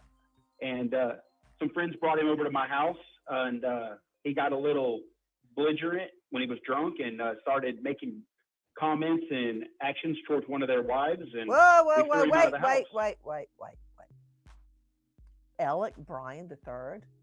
What kind of comment did he make to a woman? Oh, he was grabbing her and hitting on her like he was trying to, do inappropriate things with her. Have sex with her. Pretty much, yes, ma'am. Did he touch any of her private parts? Grab her? He was just talking. I don't know if where he touched her because She does I wasn't interrupt a that lot. part of it, but she had come out and said that he was groping her and that he was saying lewd things about her and how he wanted to have sex with her. And I'm sure he didn't say, I want to have sex with you. I'm sure he said something Yes, along the lines of, I want to F you. I gave up cursing, so sorry about that. Alec Bryan III, and this is in a public place with a group of women and men around. Yeah, this was at my house. So Alec, if he would do that in front of grown men and women, grope a woman, what would he do with an 11-year-old little girl all alone in his SUV? Or all alone in her home? They can't defend herself. She couldn't defend herself. And in her mind, this is daddy's friend. You know how hard it is to get child molestation victims to speak What's up, out? Brad? They don't even understand what's happened to them. And this is daddy's friend. What's she going to do? She probably thinks, well, So daddy they went on knows. vacation together. What? They went on vacations together. Okay, what? Father did? How do you know this? Please tell me what you know, Alec Bryan III. There is a Facebook page called Justice for Audrii Cunningham, and there are pictures on there of them in a vehicle, Dawn and Audrii and the group of family members going on vacation to Florida. Back to you getting attacked. So the woman comes out and says, this guy is groping me. Then what happens? Well, her husband tries to fight him, and I stop him, and we just throw him out of the house. You darn right. The husband better try to fight him. If David Lynch didn't punch the daylights out of him, if it were me, we'd be looking at a divorce lawyer right now. So the husband goes in. He tries to take a swing at McDougal. You break it up, and then what happens? We basically just, I just forced him out of the house, told him he's got to go. Okay. And, he's being belligerent with me at this time. And I push him out the door, and then a little time goes by, and I hear somebody beating on the door. It's him. He has a knife, and he's stabbing at my door, trying to get back in the house. Then what happened? I grab my shotgun, and I open up the front door, and he comes at me with the knife, and I hit him in the face with the gun, with the barrel of the gun, and get him back out the door, and we call the cops. He came at you with a knife? Yes, ma'am. Then what happened? Like I said, I hit him in the face with the barrel of the gun and pushed him out and slammed the door and called the cops once again. Well, so far, you're the only one that has gotten justice with this guy, Don Stephen McDougal. And it seems like even the butt The barrel end of a gun didn't teach him a lesson, because here he is with this 11-year-old girl. Dr. Kendall Crowns, help me out, guys, with me, renowned Chief Medical Examiner, Tarrant County, lecturer, Texas Christian University Medical School, has performed literally thousands of autopsies. Dr. Crowns, thank you for being with us. Please give me some good news, if there is any good news right now. Forensically, did the cold water help us in any way to determine COD, cause of death? So the cold water will slow down the decompositional process, so it will preserve injuries better. Instead of the injuries being obscured by the body decomposing, they'll be kept intact. So in that manner, it'll aid the investigators with the case, because there'll be less decomposition. Dr. Kendall Crowns, you perform so many autopsies. When you see a child like Audrii laying there on your autopsy table, I don't know, are you like me? Sometimes I don't know whether to cry or be angry or just throw up, just vomit. How do you do it?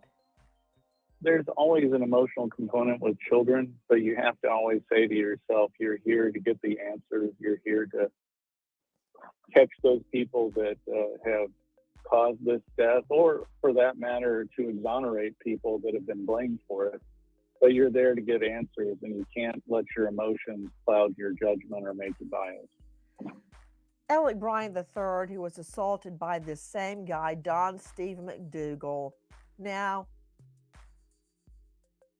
person of interest, suspect in the brutal murder, and I guarantee you the rape of an 11-year-old little girl, defenseless. My guess is alone in the car with this guy who is living in a camper in Daddy's backyard. You are quoted saying that he came back to your house and started stabbing the door and the tires of the cars.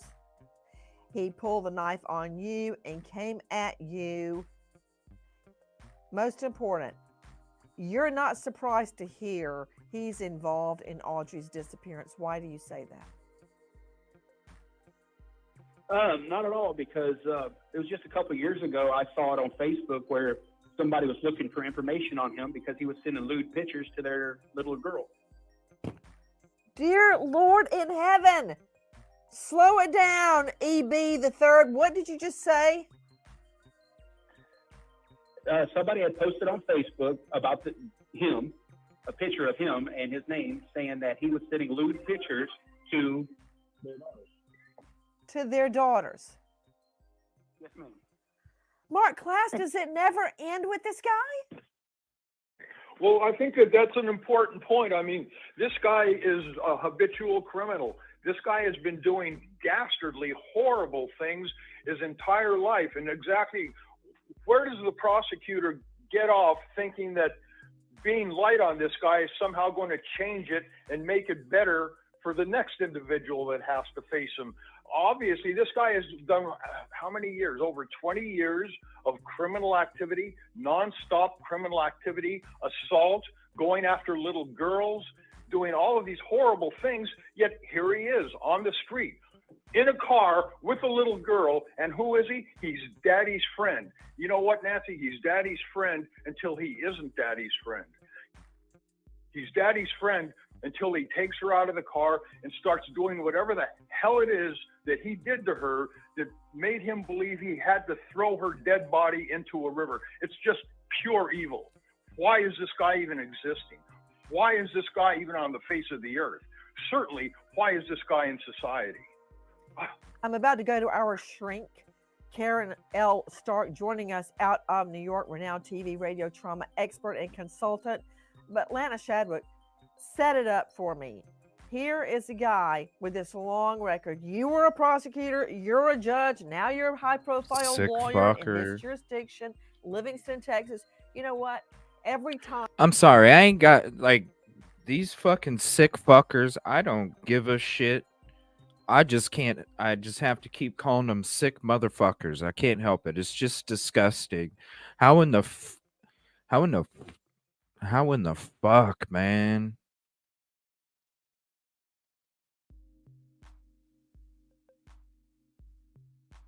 Can't do it. I can't. It's just it's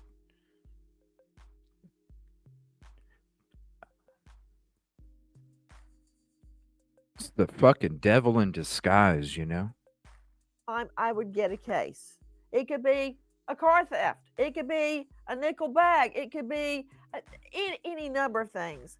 And if I saw the defendant had a gun, all I could think about was my fiance, Keith, getting murdered. And I would insist on jail time every time I could get it. Why in the HELL? When this guy crawled into a little girl's bed and wrestled off her pajamas and her underwear, why did he get a cheap plea and walk out free? Walk out free. I don't know what they do in Brazoria County, but that won't fly in Polk County, in East Texas. I'm just telling you right now. And another thing, there he is. I have to find out from Alec Bryan III that this guy is sending lewd, which means his penis, that's what that means, pictures to her daughters on Facebook. He's not even trying to hide it, for Pete's sake. That was never prosecuted. I'm just hearing about that the first time right now, Lana. Ridiculous. Yep. Well, and not only that, there was a stabbing in August that he was being held on since, I guess. And again, when it comes to these other things that you're hearing, like he's not even hiding it on Facebook. And then when you're living here and you have all of this fucking road, who says some girl wasn't walking down by herself and he saw her coming down in his fucking trailer and grabbed, you know what I mean? What the fuck is wrong with, like, how can you turn your fucking head while this dude is around? I just don't understand. I don't get it. I'm going to shut up. Friday, with shut up. regard to an aggravated assault with a deadly weapon. That's a clue. In Texas, that's what we call a clue. So he's That's got what a I call a violent history. similar transaction. With me is psychologist Karen Stark at KarenStark.com. That's Karen with a C in case you need her. Karen, number one, who is this guy except, I hope, about to enter death row? But who are these people that kept letting him off over and over and over? Nancy, it's impossible to understand how he was able to get away with this. It just doesn't make any sense. He is a psychopath. There's no surprise at all that he was out there and committing these crimes and after young girls. And he's a walking advertisement with those tattoos. He's telling you who he is. Okay, I know all that. No offense, Karen Stark. I know all that. I can see all that. I'm asking you, what is he psychologically? Who is he, and how has he managed to charm people to let him into their lives? Nancy, a textbook case of a psychopath. He has no conscience. He could be out there eating a whole meal after he killed her. And yes, you're right. There's no doubt in my mind that he sexually assaulted her, that he probably raped this little 11-year-old, and he does not have a conscience, just like Mark said. So it doesn't mean a thing to him. He could be out there and then do it again and again and again. And it just is shocking. I don't have an answer for why he kept getting off and being allowed to be out there. In addition to which, why was he living on the property? How could somebody not see ding, the ding, way ding. that he presented himself, that he was a danger to this little girl and should never have been around her? Bob Price joining me, associate editor, senior news contributor, Breitbart. You can find him at Breitbart.com. Bob Price, again, thank you for being with us. I understand that Audrii's body was lodged on something underneath a bridge. Is that correct? Yes, yesterday I was down there by the river and I noticed a large number of uniformed tactical police officers in the area. There were boats in the area, probably 30 to 40 people right in that one area where the body was found. And that is unusual based on what the previous day's activity had been at those locations. So clearly sometime Sunday night, or excuse me, not Sunday night, these days are running together now, Monday night, the EchoSearch people, we believe, discovered using their sonar, discovered that her body was lodged down there. The currents were too strong at that point in time to get her out. And so the police were there to secure that area. Later on Tuesday, they declared it to be a crime scene. As of this morning, we have an update that District Attorney Shelley Sitton has now filed the capital murder charges against Don Stephen McDougal. And this is not the only child he was hanging around with in recent months.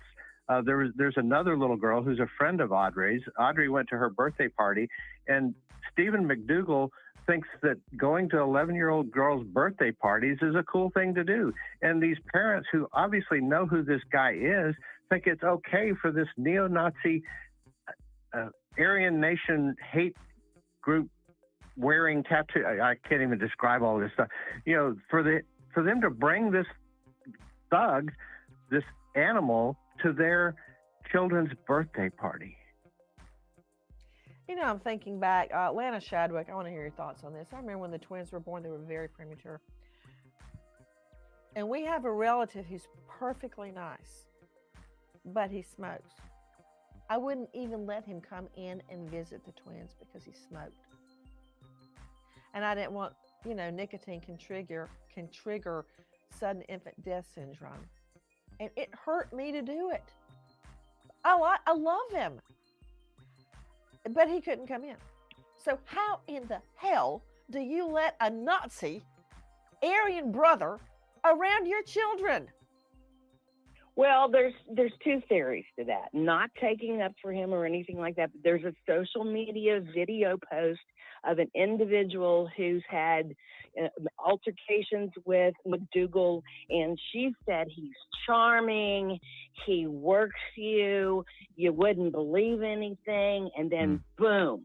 And she was in the car with him. He took a cell phone away from her.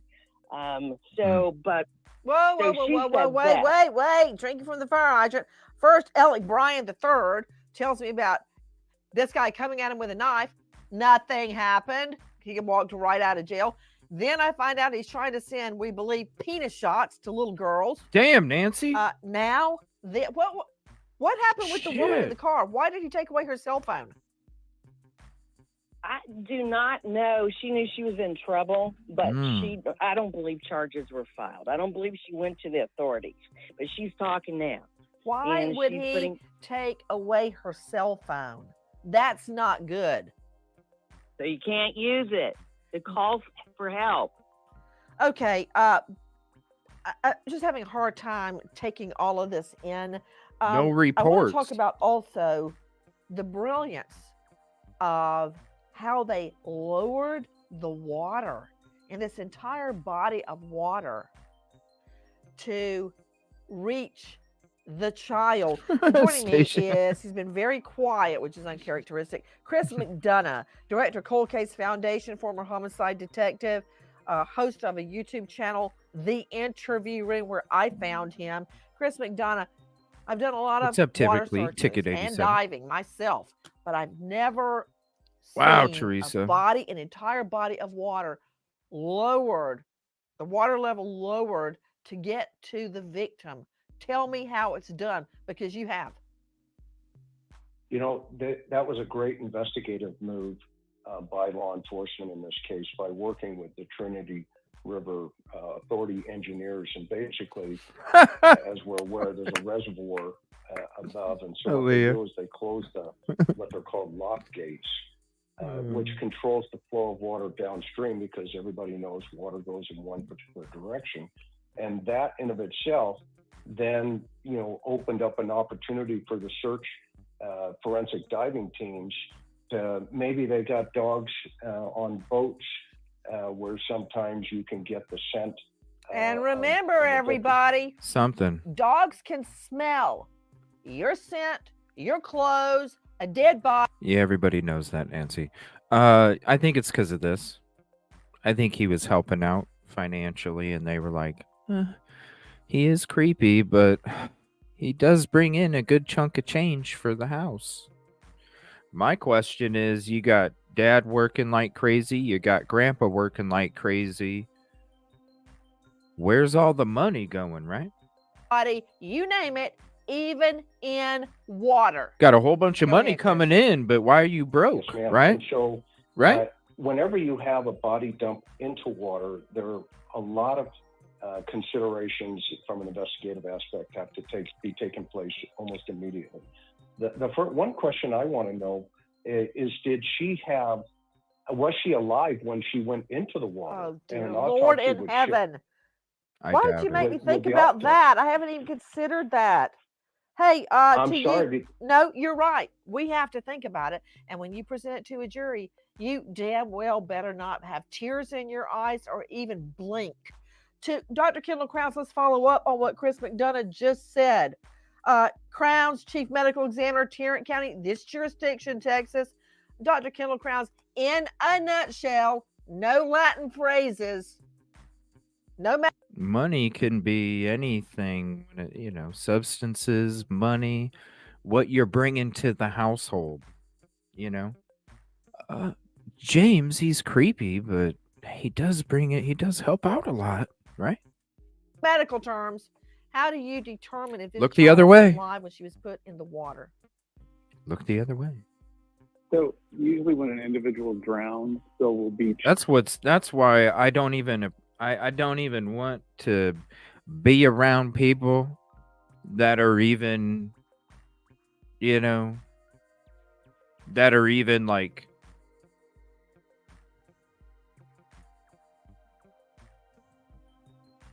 supportive in any way of these fucking people. I'm serious. That's just me. You can not like me if you want to or not. I don't give a shit. It's disgusting. The people that stick up for these people are disgusting. The people that go, oh, they can change. Disgusting. I'm sorry. People can change, but that, I don't know. That's why I compare an apple and an orange. Look, if you are about oranges your whole fucking life and they're telling you you're not allowed to be interested in oranges, you can only be interested in apples, and they're telling you you have to be interested. I'm sorry. You don't just stop being interested in fucking oranges.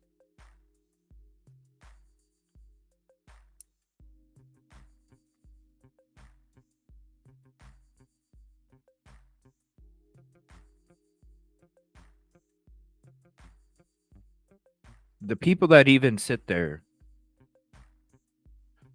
oh, they're really a good person. They can change. That's why the shit keeps happening over and over and over. That's my fucking opinion. changes in the body that you can find, which It's include gross. Could never change. That's just me. fluid on the lung called pulmonary edema. They will often I'm swallow sorry, a lot of Jay. water into their stomach, so you look for that. Those two are the main criteria for I looking don't for understand what you drowning. just said. The You're lungs. saying, Dr. Kendall Krause, to tell somebody stomach. drowned Yeah. alive, they were put in Yeah. the water alive, No. you'd find pulmonary Yes. edema. I thought that was water around the heart. Water around the heart would be Ticket 87. Thank in you, the Natalie. pericardial sac, which is the sac surrounding the heart. So you wouldn't see any water in the heart. You'd see water in the lungs. Lungs in the stomach. Water be, or fluid? You mean lake water? Lake water. Lake water in Okay, the No, lungs Nancy. causing fluid in the lungs. Why? Water from fucking Mexico, Nancy. Like, what the fuck are you talking? Yes.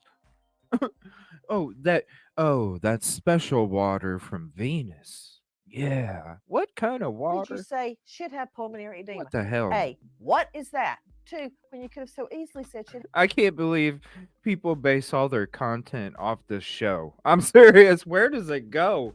Like, where do you go as a show when you have all this shit? You gotta, Have I lake don't get water it. in her lungs.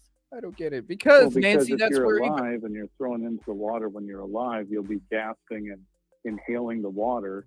So you would pull that Oh into my your God. lungs and into your stomach, or into your airways and into your Nancy. stomach. You would find that in Oh, the Nancy. autopsy How findings. do you examine the lungs to determine there's water, and how do you, well, I mean, 2 and 2 still equals 4.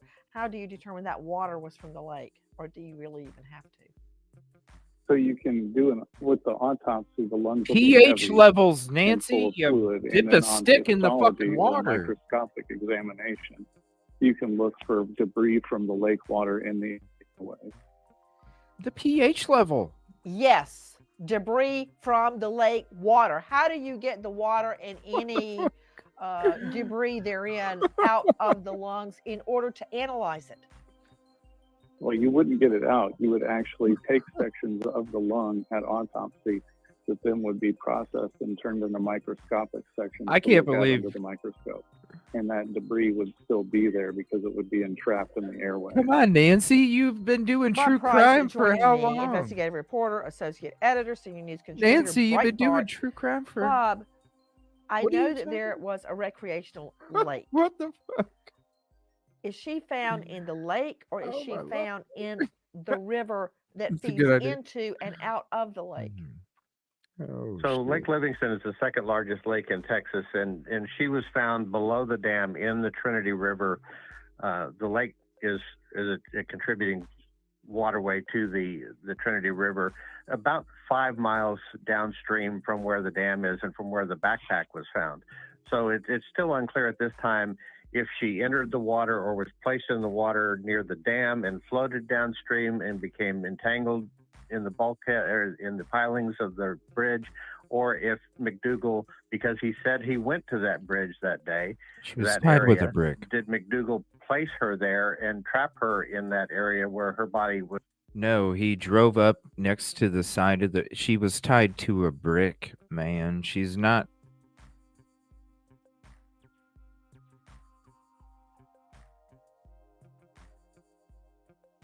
Maybe she did get dragged because of the current, but it's not gonna go that far. It's not gonna go that far. If you're tying bricks to her, I mean, dude already had it in his vehicle. It's right by a bridge. What do you think? Show me the access roads at the bridge, and I guarantee you'll see where the dude probably went and frickin' bumped into the tree. Would hopefully on his part never be found. One of these access roads going down by the bridge. I mean, there's one right there that's going underneath the bridge. You can see it going from the right to the left, right under the bridge. Those are the questions that we still need to get from the district attorney's office as this investigation unfolds. Mark Class joining me, founder of Class Kids Foundation, classkids.org. Mark. Oh, my sinuses. Let me talk to you about the defendant. You've dealt with so many child killers. Do you think... I'm going to pause it real quick. I've been trying to the last couple days of memory. It's been too windy because if anybody has just joined and wasn't in earlier, we're going to be doing our own special on the Alabama-Indiana manhunt with real footage, real interviews with real witnesses. And we're going to be having that special on Monday. Silky Southern Tea is going to be joining me. We're going to be doing our own Evansville manhunt special. So the last couple days I've been out getting some footage and some videos. I'm going to show that to you guys towards the end of the episode. And also I'm going to be doing some more stuff over the next few days as well. I will be on tomorrow morning. If you want to come hang out tomorrow morning, we will be having a morning show. But I'm going to be working the next few days some more. And hopefully I can get the drone out because 15-mile-an-hour winds, it's not good to fly. Not good. So fingers crossed I can get it. I think if not Friday, I think this weekend I can probably get in a couple windows, time periods where I can get out there and at least get some with the drone, because I do want to get the different locations, high above from the sky as well, just to show you a different a different view, especially where the crash took place and where not necessarily the car wash, because you aren't, when I show you the footage of the car wash and where they were driving, and I basically took the route to where they stayed at the motel. And but when it comes to the motel and when it comes to the crash site, I'm going to be getting the drone footage way up above, looking down as well. So I'll be getting that too. But we'll be doing that Monday. Fingers crossed that I can get some kind of flight time out there. It's just really windy right now. That's coming Monday. Put her in the river so her body would travel far from the disposal spot. No, it's by a bridge. I do. I mean, I think he was trying to disappear her. I don't think there's any question about that. But I wonder, listening to this. Oh, we'll be doing Delphi too. The fire restoration, it took like a month and a half for it to happen over here. And I should have had all these trips done already and the footage done and all this stuff. I'll be doing Delphi too, coming up in the next week. So I'll be doing another members live for the trip as we go up there and hang out. So I'll be doing another members live for that, getting new footage, drone footage, and getting more of that stuff for you guys. So I can't wait for that too. And we got a lot more locations coming up too. I'm excited. I'm ready to hit the road. I missed the road. I'm ready. This guy's history and listening. I missed to the what road. This guy's been allowed to do. If this little girl ever had a chance, I mean, the minute this guy stepped on that property, and was allowed to stay on the property, I think that this child was doomed, and I think that the supervising adults around her should have understood and realized that, and they didn't. They failed their child. No, they looked the other way. In the worst possible way. It's absolutely unbelievable. Who lets a neo-Nazi live on your property? A neo-Nazi lets a neo-Nazi live on their property. Whoa. Particularly somebody that's got the uniform. Whoa. That proudly wears the swastikas. Whoa. That proudly carries his criminal history. Whoa. That looks forward to more mayhem and more mayhem. And it's always escalating, Nancy. These things always escalate. And at the end, and we've talked about this hundreds of times, at the end, there's a dead little girl or a dead little boy. And we all go, well, gee, how could this have happened? Well, sometimes it's inevitable. Whoa. You know, Mark. Whoa. You're right. Inevitable. He is right. I feel like Audrii never had a chance. It's so sad too. Yeah, so many people failed her. I want to go back to people want to come in last night and be like, I can't believe that you're blaming all these people. Damn straight I'm blaming CPS if they were involved. Damn straight I'm blaming whoever fucking lived at that house. Damn straight.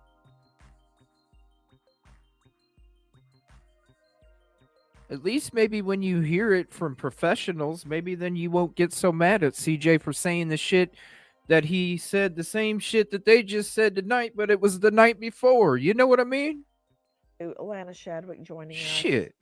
Former judge, prosecutor, now lawyer. You know what I mean? Livingston, Texas. Damn, when CJ says it too early, oh my gosh. I mean, but then when professionals say it, oh, I guess CJ was right.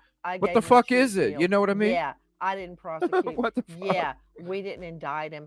I mean, there's one thing after the next, one offense after the next. That's all I try to be about. Is using Wingate, thank you for hopping in. Appreciate you. Of all things.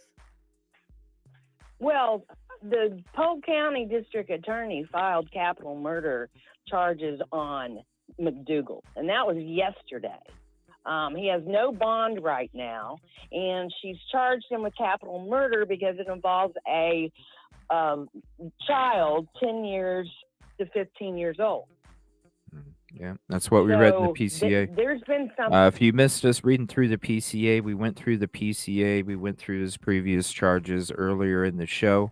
We went through the Vigil first, then we went through his charges, then we went through the PCA, then we started this episode. If you are just joining, something done about this now. We'll be switching to Idaho4 here in a few. Penis pictures, we think. Damn, Nancy. Photos to little girls. Or if the case hadn't been pled down to nothing when he wrestled the underwear and PJs off another little girl. I can't wait to be on He would have been in Spotify. jail, and Audrii would be alive today. He would have been in Daddy's camper in the backyard, for Pete's sake. It's in the front He had now. been arrested in August for that aggravated assault with a deadly weapon. Mhm. And who gave the father or the grandmother custody of this child, such that they're friends with McDougal? And this is who you're going to let pick up your daughter from the bus stop, or take her to the bus stop, or take her to school? You know, how do you reconcile yourself, Mark, Chris McDonough, to the fact that the only thing we can do now is get justice for this little girl? That's the only thing left to do. She's not going to go to high school. She's not going to go to senior prom. She's not going to play basketball or softball for the school. She's not going to be a cheerleader. She's not going to college. She's not going to marry and have children. It's over. And she died a horrible death, and her body is thrown in the cold, cold waters of a running river. And all we're left with are pictures on Facebook and a courtroom we got to fill with a jury and get the death penalty. That's what we're going to do. Final thoughts, Mark Class? It's probably right. Nancy, the death penalty hopefully ensures that this guy will never get out of prison again. That's why the death penalty needs to exist. There has to be a line drawn in the sand to keep these guys, maybe not, Or a prison that you put them away somewhere. but at least out of society, and keep them someplace isolated and segregated where they can never touch another innocent human being. Disgusting. It's the only way to. And I don't know how people can support. I don't give a fuck if they're family or not. I don't know how people can support these fucking people, family or not. It's disgusting. Create public safety in a situation like this. Absolutely. As far as I'm concerned, it's just, if when you can do this to a fucking child, you don't think that you just mentally murdered that child, motherfucker? To me, it's just as bad as fucking murder. You don't think you murdered that child's mind, you piece of shit? Just as bad. So if you can sit there and go, oh yeah, he murdered somebody, but he's a good person.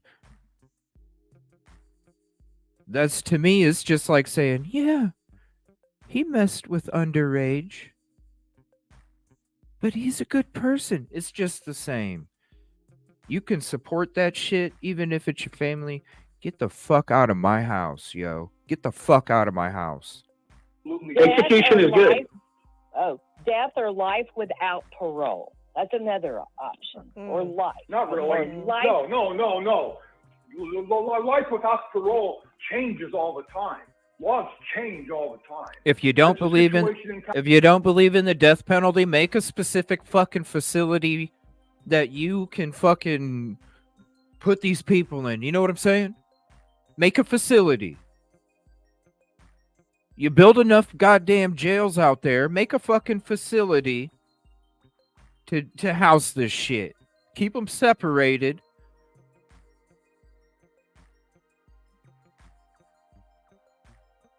Oh my gosh. California now, where a lot of people. I apologize. I said the GD and I never say it, and I'm just so angry right now. That shit came out. I do apologize. That are on death row might be getting resentenced. No. So no, you have to have a Yeah, death do I have to penalty. say? I'm saying if you don't believe in the death penalty, because, you know, listen, I don't know. You know what I mean? I don't know, because there's so many things that are fucked up in this world that people are getting convicted for being innocent of crimes. But at the same time, these people, so I don't know. You know what I'm saying? And I'm not God, so I can't, just because somebody else committed a crime, it doesn't give me the fucking power to do that, right? So all I'm saying is if you do, fine. Put them in front of the shooting range. You know what I'm saying? Or the whatever it is, whatever it may be. But if you don't, because listen, I'm 50-50. I can see why people don't. Okay? Make a facility. Separate them from the frickin' population. Put them in their own. Look, birds of the feather flock together, like the same feather. Put them all in with the same fucking feathers. You know what I'm saying? Put them all in there together. You know. You want to essay somebody, motherfucker? You want to essay somebody, motherfucker? How about you essay somebody that already essayed somebody, right?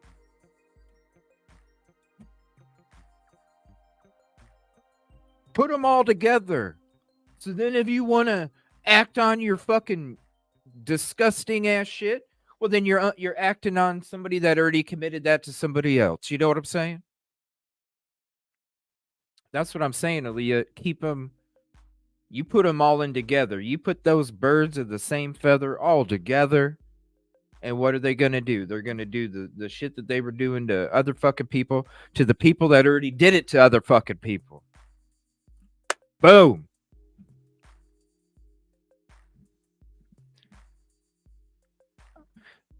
It's not about me being kind. I'm not God. I can't sit there and I couldn't be the one to flip a switch, because I just,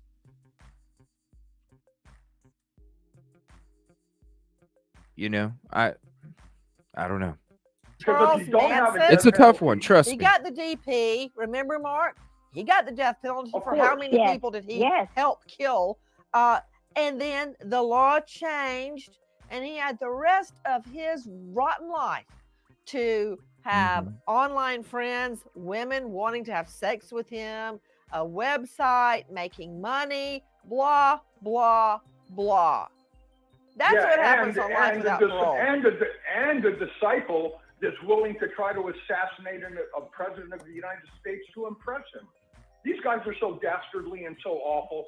They have to be on death row. They have to be cut off from society. Otherwise, they continue to have an influence. Look, this is what I've got to say.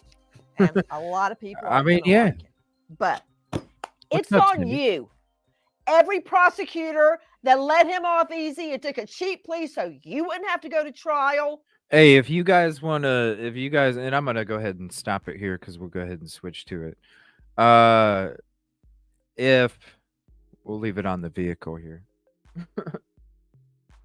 If you want to hear me go off like Nancy is right now, go to last night. Because before we got into the Idaho4 stuff, I was oh.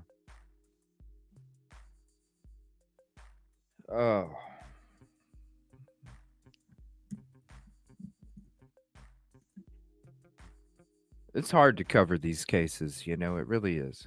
It really is hard to cover these cases because when we talk about these cases,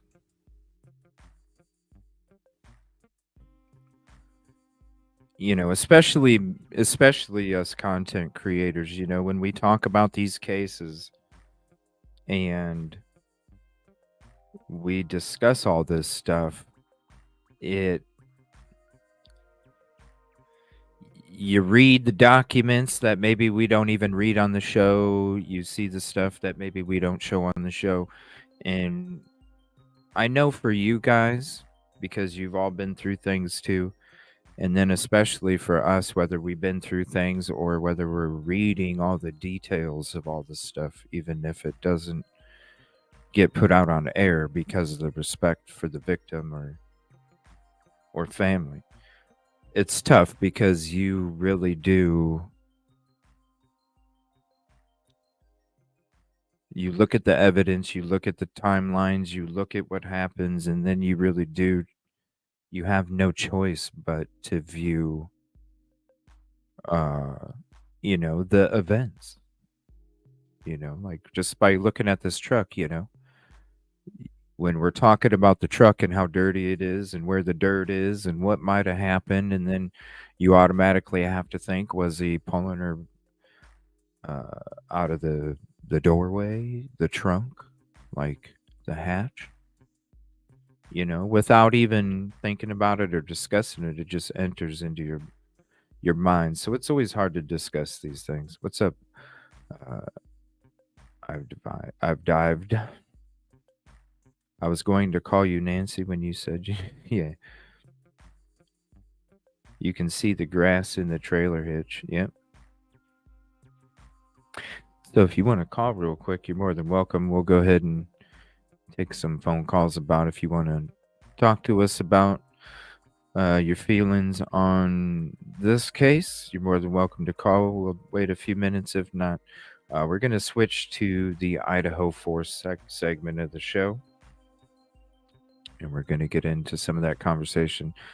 Yeah, I know it. I don't know how much they were involved because I was saying it last night. Like, number one, that's my number one. Because how in the fuck do you not know if you're CPS? How in the fuck do you not know who this child is around in their background? Even if they were convicted or not, you still see the damn paperwork. You're the state.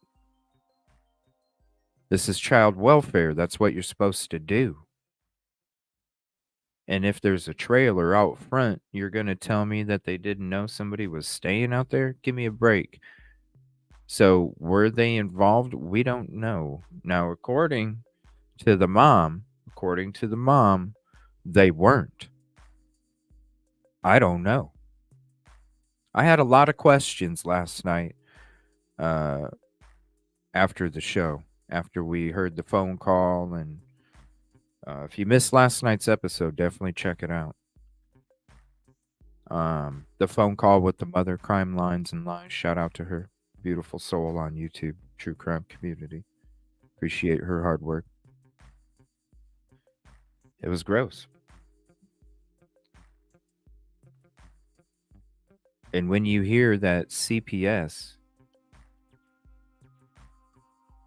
the more cases they have, the more money they make. Just like the parents, right? Just like the parents. Turn that.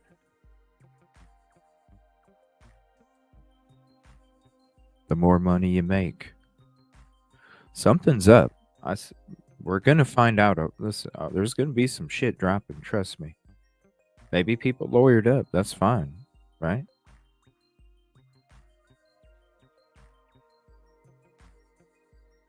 You know, when it came to the beginning, when we started watching this, I did have a lot of questions, and I still do. I have a page worth of questions to ask this mother, you know. I got a page worth of questions to ask this mother.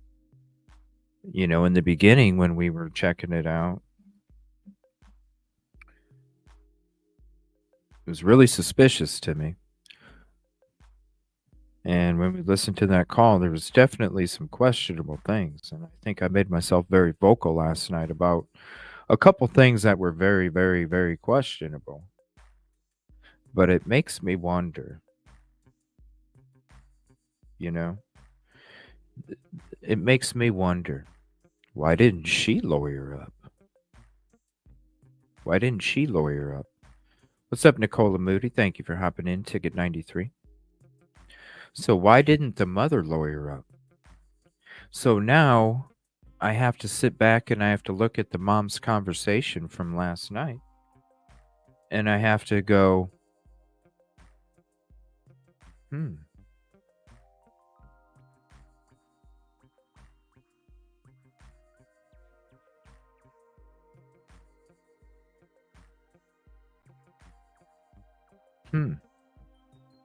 And the mom was pretty vocal. So I also have to wonder now, well, maybe I need to re-listen to that phone call a little bit closer. Because maybe some of the things that I was dismissing during the first time we heard the conversation last night, maybe some of the things I was hearing, even though we still hadn't heard from the grandma and the dad, some of the things I was hearing, I kind of dismissed a little bit, you know?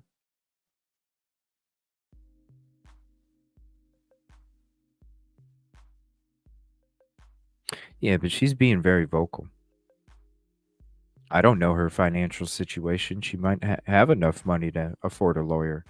Maybe she just never felt that she needed to.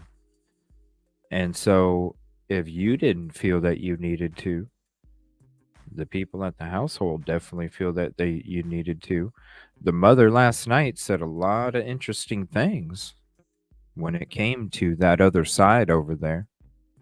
It really makes me wonder. I feel like maybe some of the things that I dismissed as not being true might actually really be true.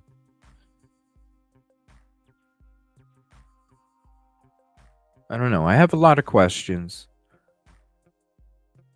A lot of questions. A lot of things that weren't asked that I would like to. But I don't know. I think maybe I might go through it again in the future. It's like a half an hour. We'll go through it in another night, another show. Yeah. Maybe tomorrow. Maybe tomorrow we'll do it. We'll talk about this tomorrow for some of the show. I will be on tomorrow morning, 11 a.m. Eastern, so look for me. I'll be having True Crime Overtime with Rosie joining the panel as a guest. And we're going to be talking daytime true crime. It's going to be called Lunch Hour Live Call-In. So I'm going to have the phone lines open tomorrow during it's gonna be a true crime show about all the cases that we're talking about. So I'm just calling it Lunch Hour Live Call-Ins, and so you'll see the notification pop up after we're done with the show tonight, and then we'll be back on tomorrow night. Yeah, we need to listen to it again because I don't know. There was just a lot. You know what I mean? There was a lot. Yeah, it was the night before and that morning too. We went through those text messages. Also, I did put up a video if you missed it. So if you don't want to go to last night's show, you can actually go to this highlight video that I put up. It's 12 minutes long, and it is me reading the creepy text messages that were sent. So if you didn't get to hear that from last night's show, there's the link to that.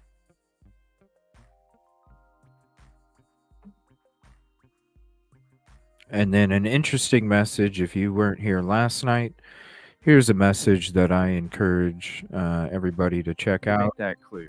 This is about the energy that's kind of going on here. So this is a little quick video about, what is it, 11 minutes.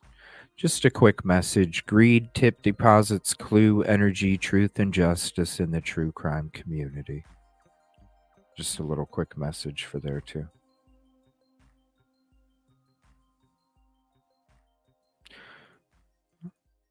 So there's the picture, and then here's the house again. You're going to tell me, can you imagine that?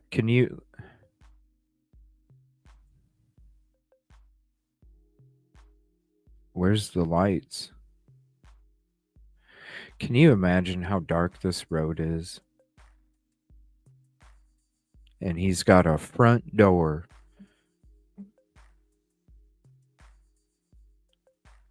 to that whole road. That's got to be a dark, scary place walking down there by yourself.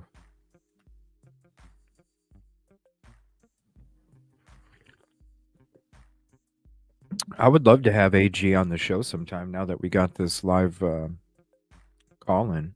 What's up, Ticket 94, Amy? We're going to be doing Commercial Zone's PCA now that we got this phone call screen share at the same time for the show. If you'd like to call in and discuss your thoughts on this Audrii Cunningham case, you're more than welcome to. We're going to switch to the Idaho4 here in a minute.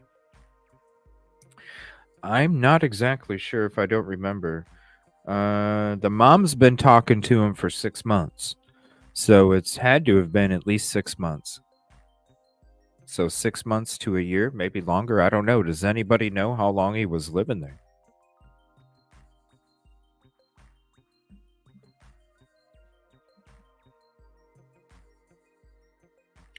Long enough. Damn straight, right? Long enough.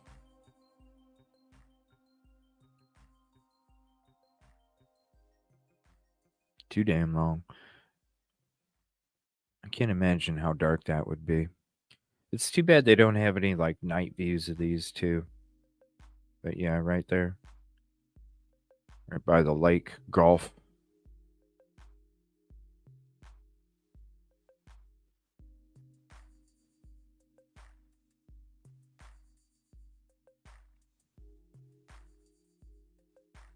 It's crazy. Nobody's seeing shit. Back house, bushes, dark, creepy road. That's like set in the perfect spot for a predator, too, is it not? Right here. Ooh, what kind of car is this? Isn't that like a perfect spot for a frickin' predator, man? Look at that shit. Dark as hell. At least a year. What's up, Steve W? Ticket 96. Thank you. At least a year.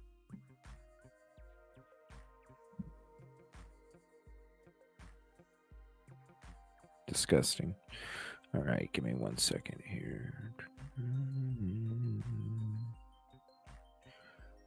Let me see here.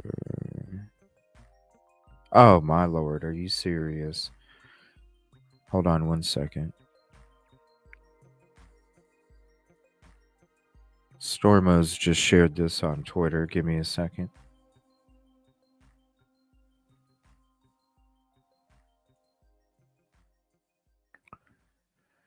A conviction of child abandonment or endangerment is punishable as a state jail felony if the alleged offender abandoned the child with the intent to return, or if they leave the child in a place exposing the child to an unreasonable risk of harm with intent to return for the child, or engages in conduct that places a child younger than 15 years of age in imminent danger of death, bodily injury, or physical or mental impairment.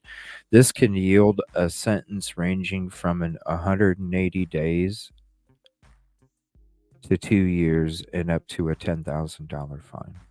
Isn't that disgusting as well?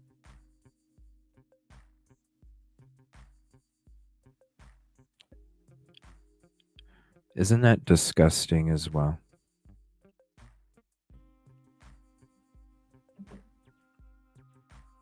$180 days to 2 years and a fine of up to $10,000.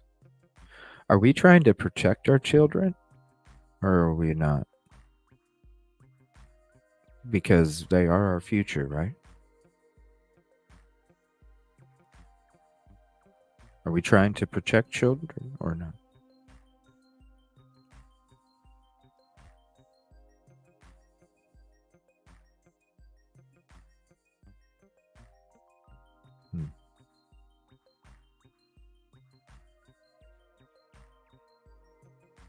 I don't know. Sad.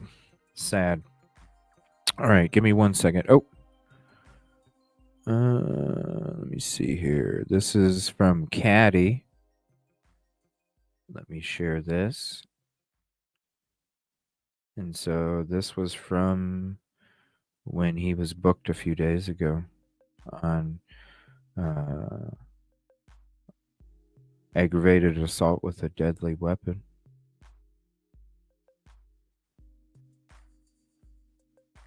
Right before.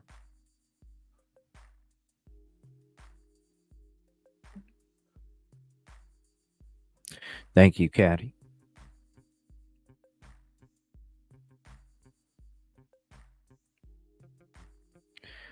I don't know. I mean, this is the picture of the...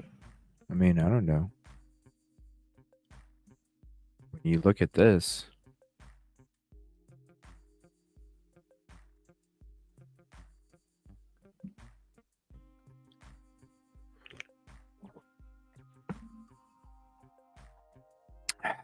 I don't know.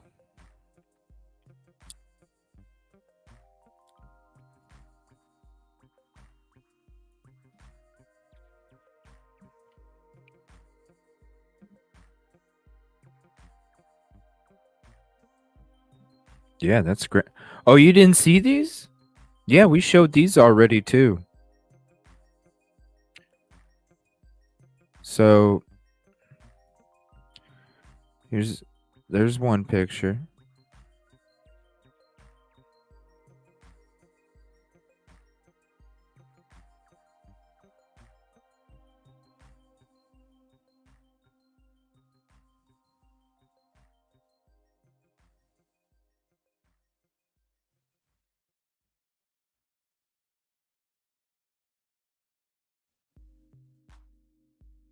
Yeah, I know, right?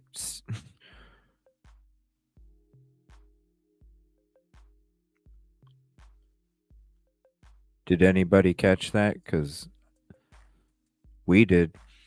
And then this is what was posted. Man, we went to a surprise birthday party for our friends a few weeks ago and videoed and took pictures because he asked her to marry him too. His niece figured out that the people behind us was Audrii, Stephen, the main suspect in her disappearance, and her grandma.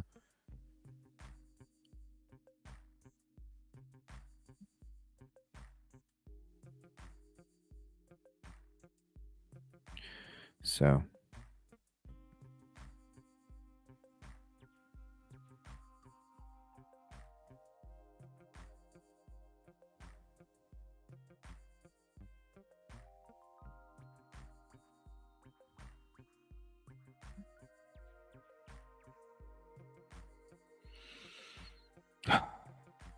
how can people, you know what I mean? And people wanted to get upset last with me. Some, I'll say a couple, wanted to get upset with me because I'm sitting there asking questions about these fucking people.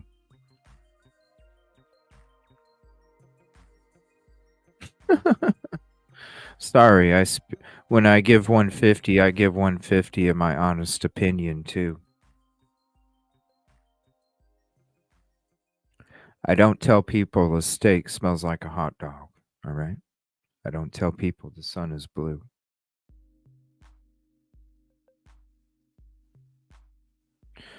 Freaking horrible. And let me see here. Thank you, Caddy. Here's the link to Polk County Sheriff's Office. That's where you can look them up for yourself. Thank you, Caddy, for sharing that link with the community.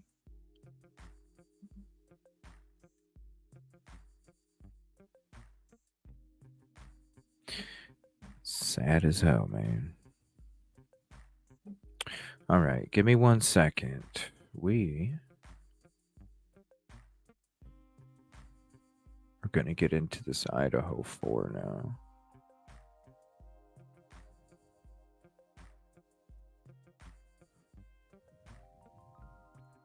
So I will be on tomorrow, 11 a.m. Eastern. Come by, hang out. I'll have the noti out after the show's over.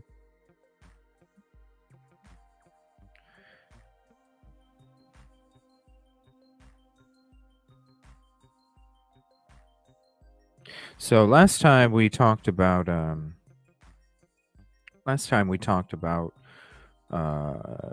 the Christchurch. If you missed that episode, you'll definitely want to check it out.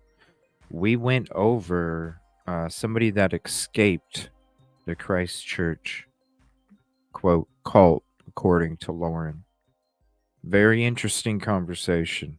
Definitely check that out. You'll see in the title Christchurch just a couple episodes ago.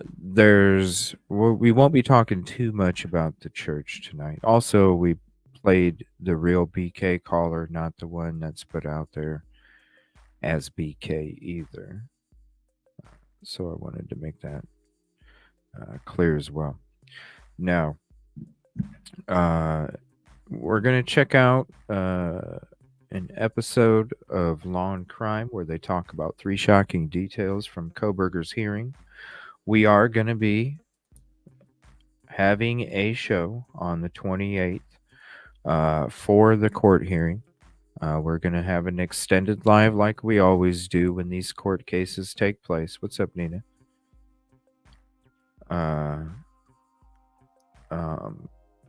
We're going to have an extended live. We'll be getting into fresh notes, old notes. We'll be getting into a lot of other stuff. I would like to get in there. Dak Thrifty, Crime Lies and Videotapes has been putting out a lot of good videos. If you haven't checked them out, a lot of good videos on the inconsistencies and a lot of different things when it comes to other players in the game. And that's one of the series that we have going on. And so we're going to end up checking out his first video that he had posted, because he's been on a roll, posting like crazy, and I would love to have him on whenever he's good to hop on and join the show. So we're gonna check out one of those two, but the first one we're gonna check out. Oh, look at that! Hold on, Deborah, ticket 99. Thank you very much. We just need one more to hit that 100. Thank you, appreciate that. How you doing, Deborah? We're gonna go into that lawn crime episode, discussing the three key shocking details from the court hearing. We already talked about the court hearing. We covered the last court hearing. I don't know. It sounds like she needs a hell of a lot more, and it sounds like she's not gonna get it. And then you mix what the judge is asking and what the prosecutions want when it comes to all these dates, when she's not even comfortable, even saying that the summer of 2025 is gonna be okay. So we're going to talk a little bit about the sheath too. We're going to have a little chat about the sheath as well. So here is the episode of, hold on one second, Lawn Crime, 3 shocking details. Next week, 7 days, 1 week. 1 week from today, we're going to be live, have an extended show. I probably won't be live that evening, but if I do, it'll probably be a game show. Because we're going to be on for like 6 hours next week for this court hearing. All right, give me 1 second here. So this is Lawn Crime 3 shocking details. Nervous telling you I'll be ready by summer of 2025. I'm nervous telling you that. A trial for Brian Koberger, the man charged with killing 4 University of Idaho students, might not start for more than a year, until the summer of 2025. I think if we're all being honest with ourselves, a trial in this case is going to happen. And the question is when. This is just one of 3 big developments from the latest hearing in the case. I'm Anjanette Levy, and this is Crime Fix. We're actually on the road today covering another case, but we want to focus right now on that hearing for Brian Koberger that took place on Friday in Idaho and some of the shocking developments that came out of it. It's been nearly 13 months since Brian Koberger was arrested and charged with the murders of Maddie Mogan, Kelly Gonsalves, Ethan Chapin, and Xana Kernodle. Koberger has said through a prior attorney that he hopes to be exonerated. He stood silent when asked to enter a plea last year. Judge John Judge entered a not guilty plea on his behalf, you'll recall. Now, at least one of the victims' families, the family of Kelly Gonsalves, wanted to leave Friday's hearing with a trial date. That didn't happen.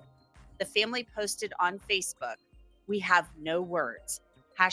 #justice someday." Now, Judge Judge, of course, wants to keep this case moving. That's part of his job, but it's been at a standstill. He recently ordered prosecutors to turn over some genetic genealogy information to the defense, and that has been done. That was a big win for the defense. That usually doesn't happen with that type of information, this genetic genealogy stuff. Prosecutors, of course, want the trial scheduled for this June, the summer of 2024, because the schools in Moscow, Idaho are out, including the University of Idaho. It should be done during the summertime. And I say that because right across the street there is Moscow High School that shares parking all around the courthouse with everybody else who's going to have an interest in this case and being here. And we've already encountered the conflict between those interests. We can't sustain that for weeks and weeks on end. That's just not fair to the students. It's not fair to the school district. This guy. It's not fair to the media. It's not fair to anybody. This guy. The other factor is, as your honor knows, we have 2 universities, part of our community. And during the academic year, we have graduations, we have numerous sporting events and other university-related events that essentially consume every available hotel or motel room within miles. But Koberger's lead attorney, Ann Taylor, doesn't believe she'll be ready for trial before the summer of 2025, and maybe not even then. Prosecutors have said they believe this trial will take 6 Thank you, weeks, but Sudi. the defense says it will take much longer than that. They believe this trial could take Thank you. between 12 and 15 weeks.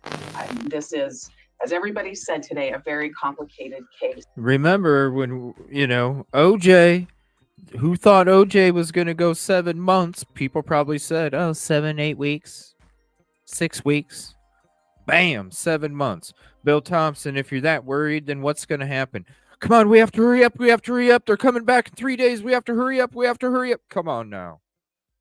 And I want to talk a little bit about what drives both our request no sooner than summer of 2025. And I say that with fear, Your Honor. There are a lot of things that we have to still do. I want the court and counsel to know that we haven't sat around waiting for a scheduling conference to begin doing those things.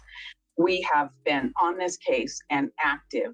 Well, I'll tell you guys right now, if all of you are enjoying the game night, well, I'll just tell you right now, then I'll just set it in stone.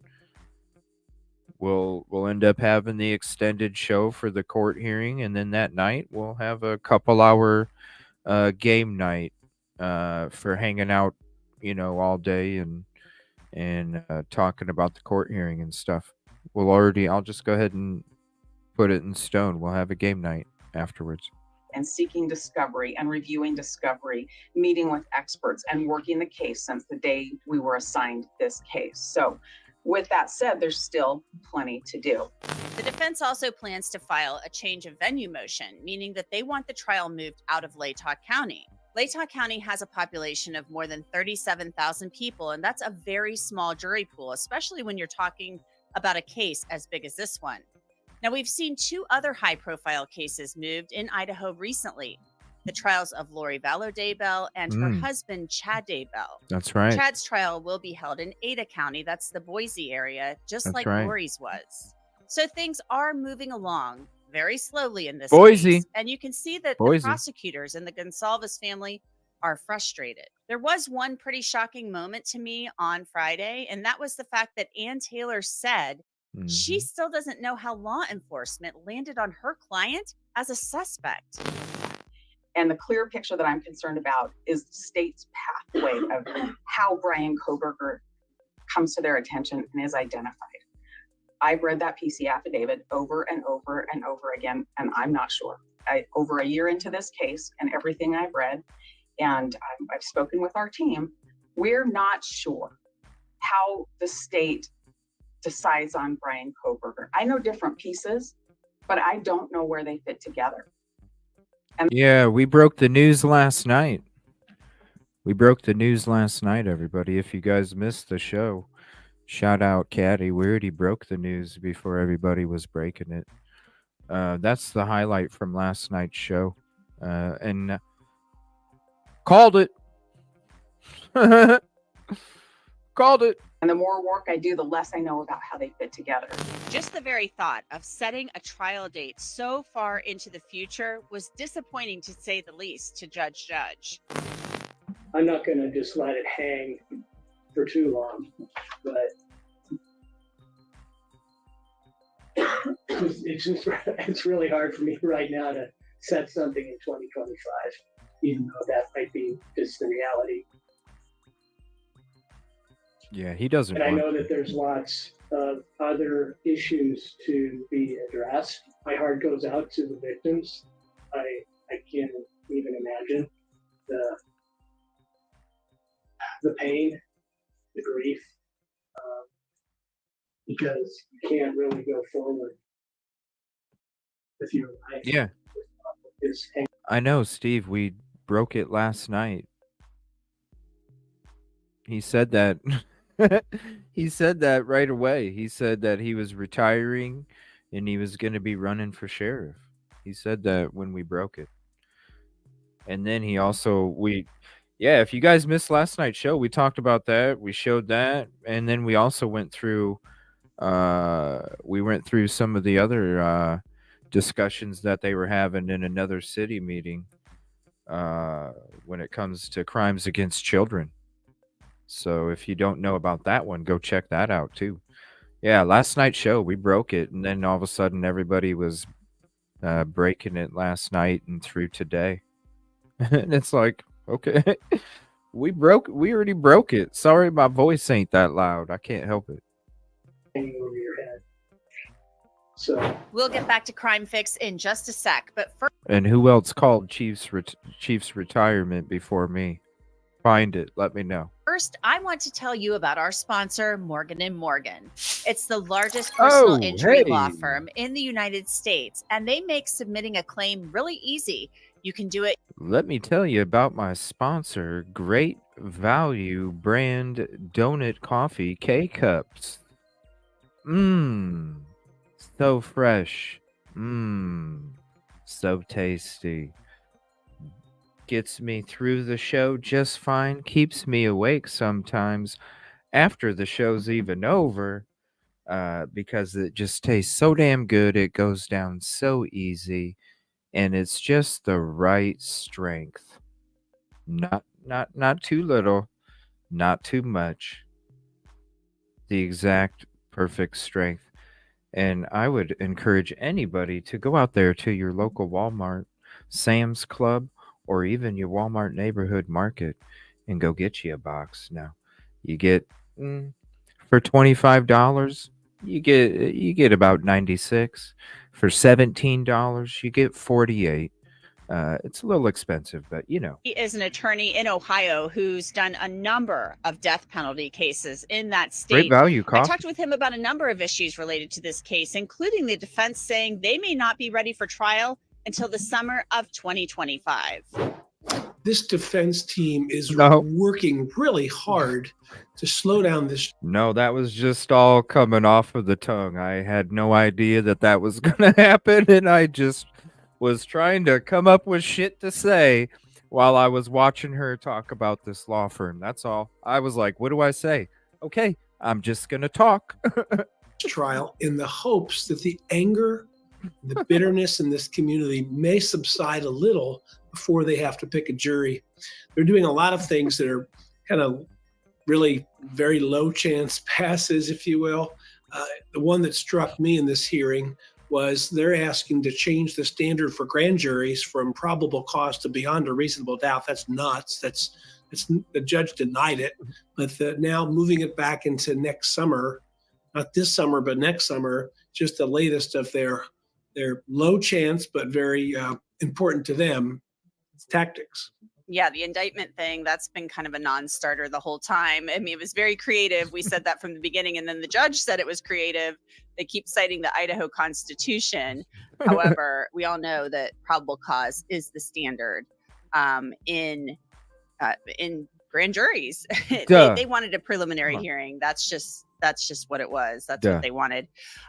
Mark, another thing here, there's a massive amount of discovery in this case. They said 51 terabytes they've received so far, and we know how much that is. I mean, it's tons of information.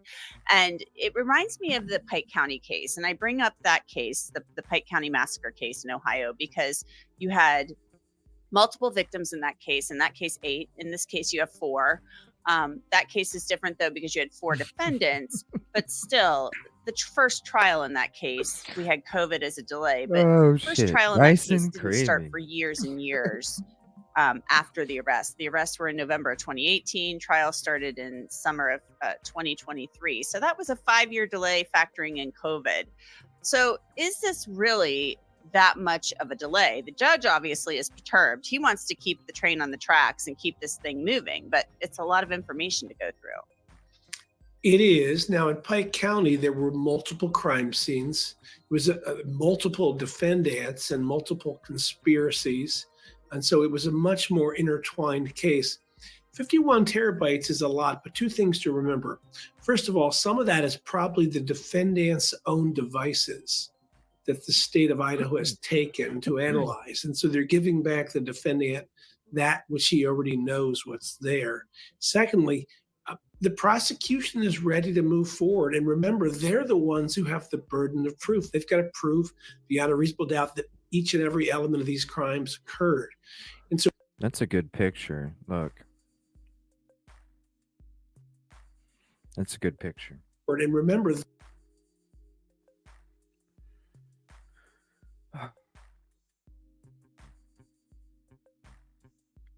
You guys have seen my photo from behind the crime scene. And you saw how close the fence was, how close the patio is. I mean, look at it. It's so freaking close. And you got that little, the part to the left where there's no bushes right there, but it's covered up. It's so close. They're the ones who have the burden of proof. They've got to prove beyond a reasonable doubt that each and every element of these crimes occurred. And so if anybody should be worried about whether or not they're going to be prepared for trial, it's the prosecution, who also has to know everything on those 51 terabytes of discovery. 9,000 tips. It was more than 9,000 tips they said they received in this case. So they turn all of that information over to the defense. The defense is saying, look, we have to do mitigation and we're required to go back 3 generations, because if there is a conviction, then we go to the penalty phase and we have to. I have maybe 2 terabytes and I have a lot of shit. All right. I have 2 terabytes on my computer and I have a lot of shit. Games too, which takes up a good chunk of it. Footage takes up a good chunk of it. I have a lot of shit on my computer. 2 terabytes. Yeah, it's going to come from computers. It's going to come from video is where it's going to be mostly from. Everything, but 75%, maybe more, 80%, 85% video. To basically know his life story, to Video. present information to the jury. That too, right, Memory? Is What's some of this duplicated? stalling, or is some of this just like, wow, this is a huge case, and maybe they're in over their heads a little bit? I mean, what is the feeling you get from watching the hearing the other day? The Constitution does not require a perfect trial, and it does not require to have a massive army of defense lawyers working on it full time for years on end. We simply need to have a fair trial. Everyone deserves a fair trial. And the mitigation phase has grown from what it was originally intended to be, from just giving the jury the ability to weigh some of the aggravating and mitigating circumstances, to now we have to take everything about the defendant and try to make the jury feel sorry about the defendant and what sort of life they had. That's really never been the purpose of the mitigation phase, but that's what it's become in the last few decades. The defense also says they believe this will be a 12 to 15 week trial, not the 6-week trial that the prosecution envisions. Do you think that this needs to be a 12 to 15 week trial? We have one crime scene, as you mentioned, but 4 victims, and both sides keep calling it a complicated and complex case. When you boil down to it, could it really be that complicated and complex? When I say that, because they're saying, look, we have this guy's DNA on a knife sheath. We have, his car on video. We have this, we have that. I mean, they're acting like they've got all this information that clearly says this is the guy. Once again, the prosecution is the one with the harder case, because the prosecution has the burden of proof.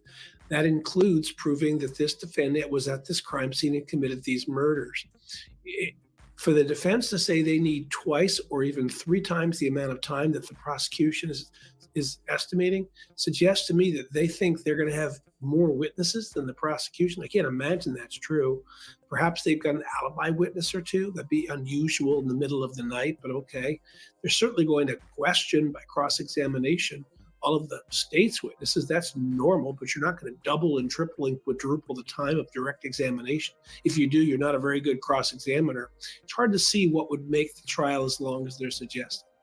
It was interesting when they said that. They also said there's about 400 witnesses, and they said they've basically talked to maybe 10% of those, and people don't want to talk to them, which, I can understand people not wanting to get involved. But it's very...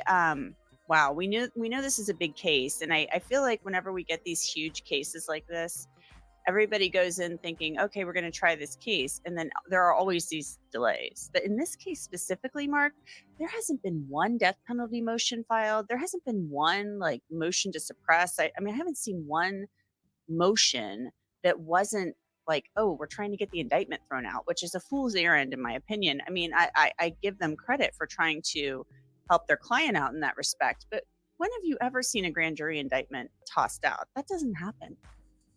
No, it's very rare. This defense team has very little to work with. The prosecution has really made a very strong case. Defense team knows that. As a result, they are just flailing around with what I think are ridiculous arguments.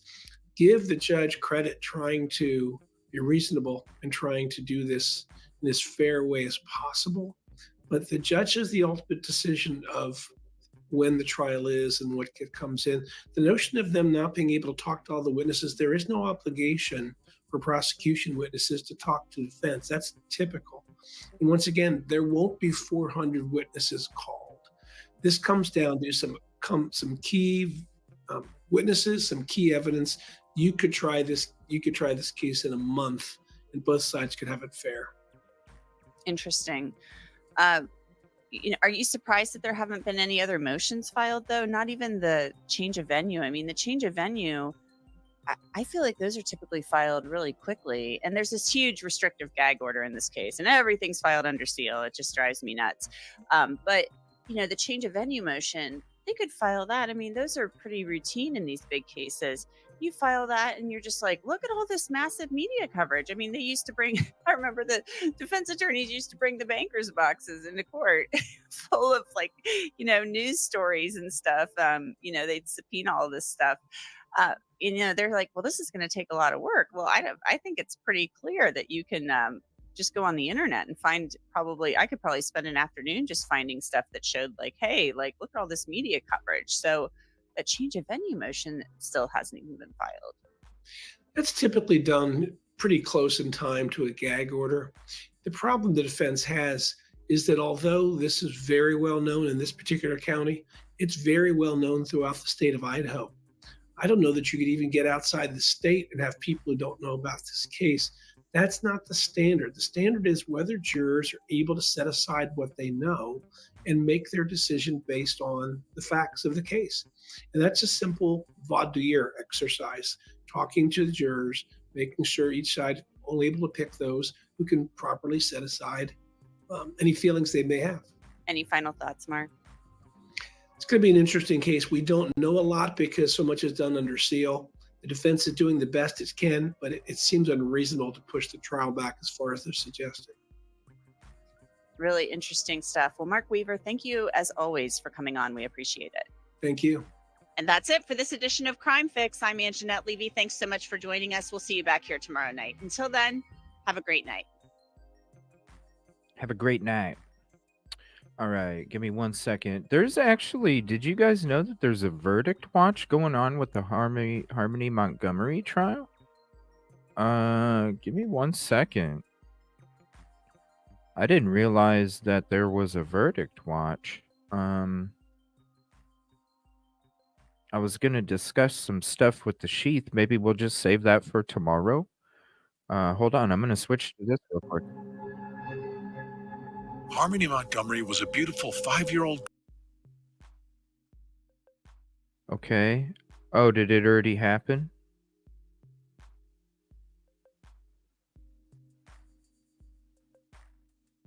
They're talking about Baldwin. Okay, did verdict watch? I thought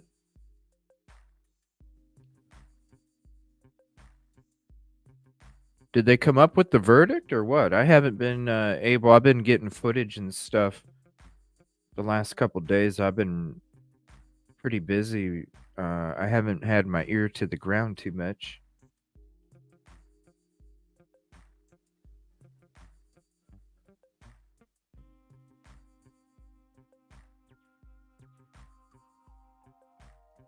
Just waiting. Yeah, on verdict watch. I thought they were, because it was live. It literally just ended. Yeah, they did closing arguments today. So I thought when I saw they were live and it said verdict watch, I'm like, oh shit, they came up with a verdict. Yeah, same, Katrina. That's why I wasn't covering it. I know there's a lot of people that were, it's hard for me to even do Audrii. That's why I wasn't covering the trial, because, yeah. If you want to hear me go the fuck off like crazy, then I'll cover that kind of trial. But otherwise, because I can't, when it comes to anything with children, man, that shit just, it's, the fuck is wrong with you, man? It's our future. It's our future. Yeah, so I don't know. I guess maybe not. Let me see. So I don't know. Maybe it was just a show. My bad. Thought it was just a show. All right, give me 1 second. Let's get back to the sheath. Let me see. There was one other thing I wanted to play here. This is from Harsh. He had a good video. A couple of them actually.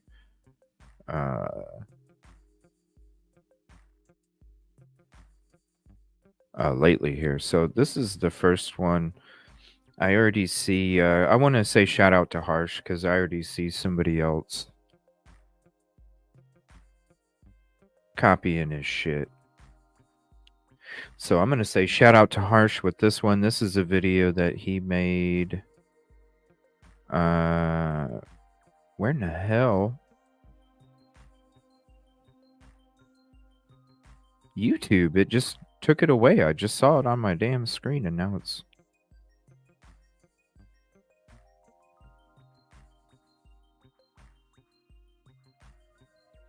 What the fuck? Hold on. YouTube. I don't know what... I don't understand why it's so damn buggy.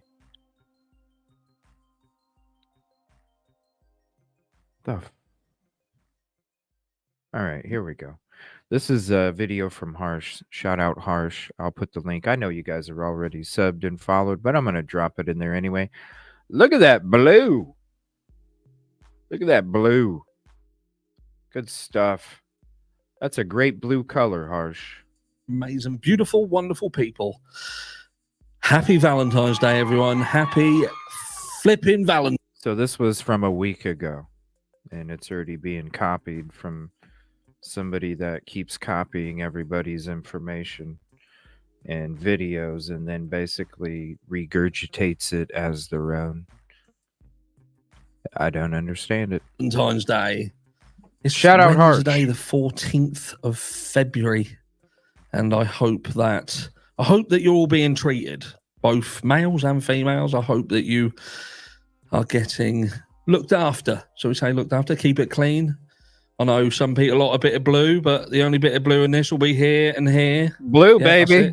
That's what we are over here. Gone over there. We got that blue over here. That's what we're talking about. It's that evil CJ blue, baby. Shit. Or something.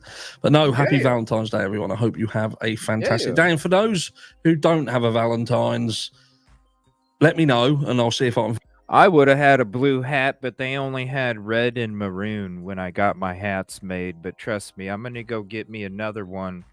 And we're going to have the same blue that you see on the show because really I've wanted to get a blue one because I was going through my, I was looking at my picture for my icon photo on YouTube and I was like, I've been, when I started the show and halfway through the show, I just never wore my glasses. I hated wearing my glasses. I only wore my glasses when I was at work. Well, now, over the last, 6, 7, 8, 9 months, my eyesight's getting a little worse. So I've had to wear my glasses constantly now. And so now I'm looking at it and I'm like, shit. Oh, trust me, when I don't want to wear them, I don't wear them. I just wear them when I have to. But I was like, damn, I need a new icon photo for my YouTube. And I'm like, I need to get it the same color as what we have all going on. I love to see the blue. The blue's awesome. I love it. But yeah, it's basically it's like a Kansas City Royal blue, if you're familiar. Or no, not Kansas City Royal. Yeah, Kansas City Royal blue because it's this new era hat, but it's like Kansas City Royal. So yeah, I love it.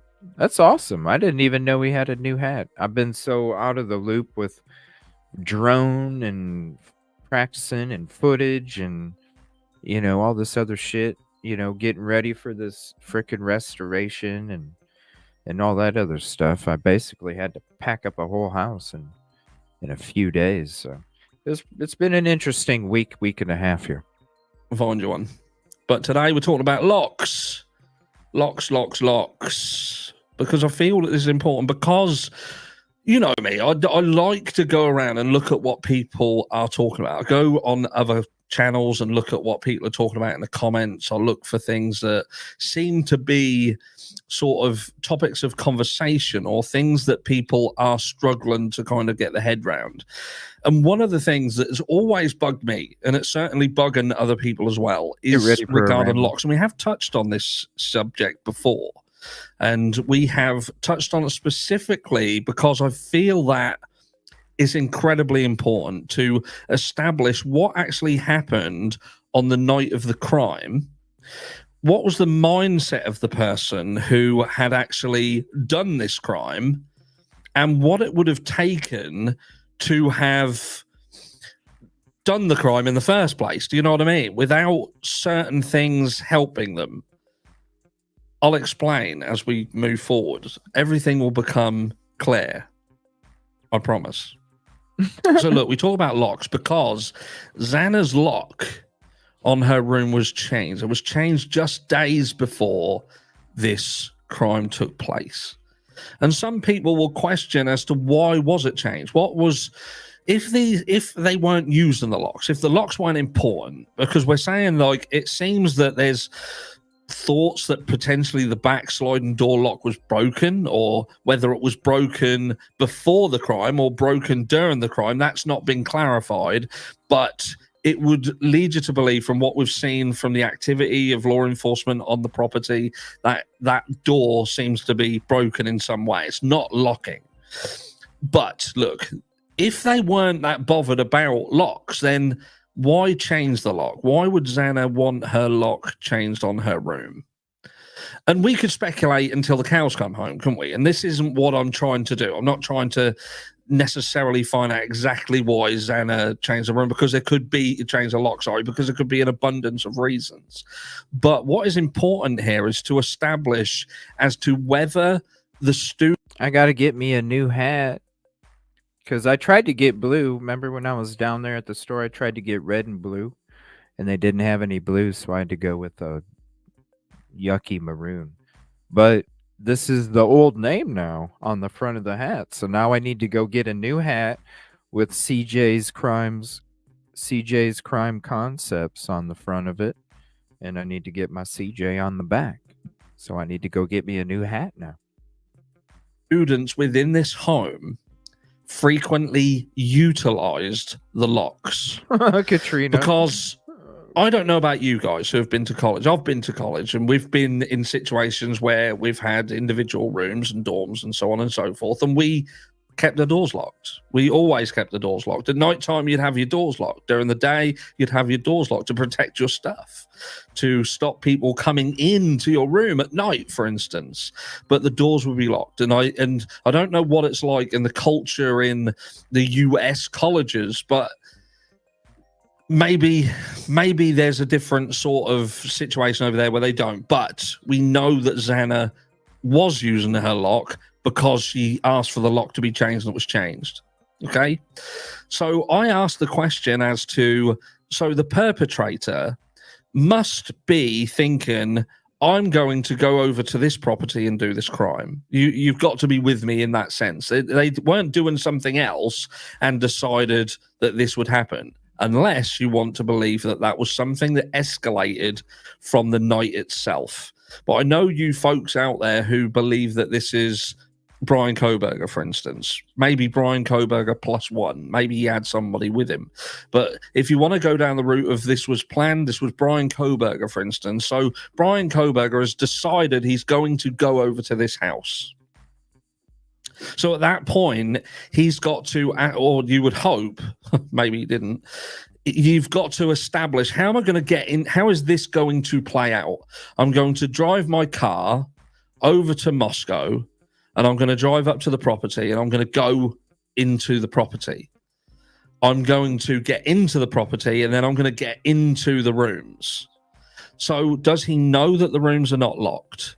Does he believe that the rooms are 100% not locked? Does he believe that there is a possibility that the doors are going to be locked? If that's the case, then does he not take something to help him? Or is he just of a mindset, I'm just going to go into this house and kick the fucking doors in? Because if he was of a mindset, I'm going to go into this house, I'm going to kick the fucking doors in. I don't care. I'm going in there to be a brutal, brutal killer.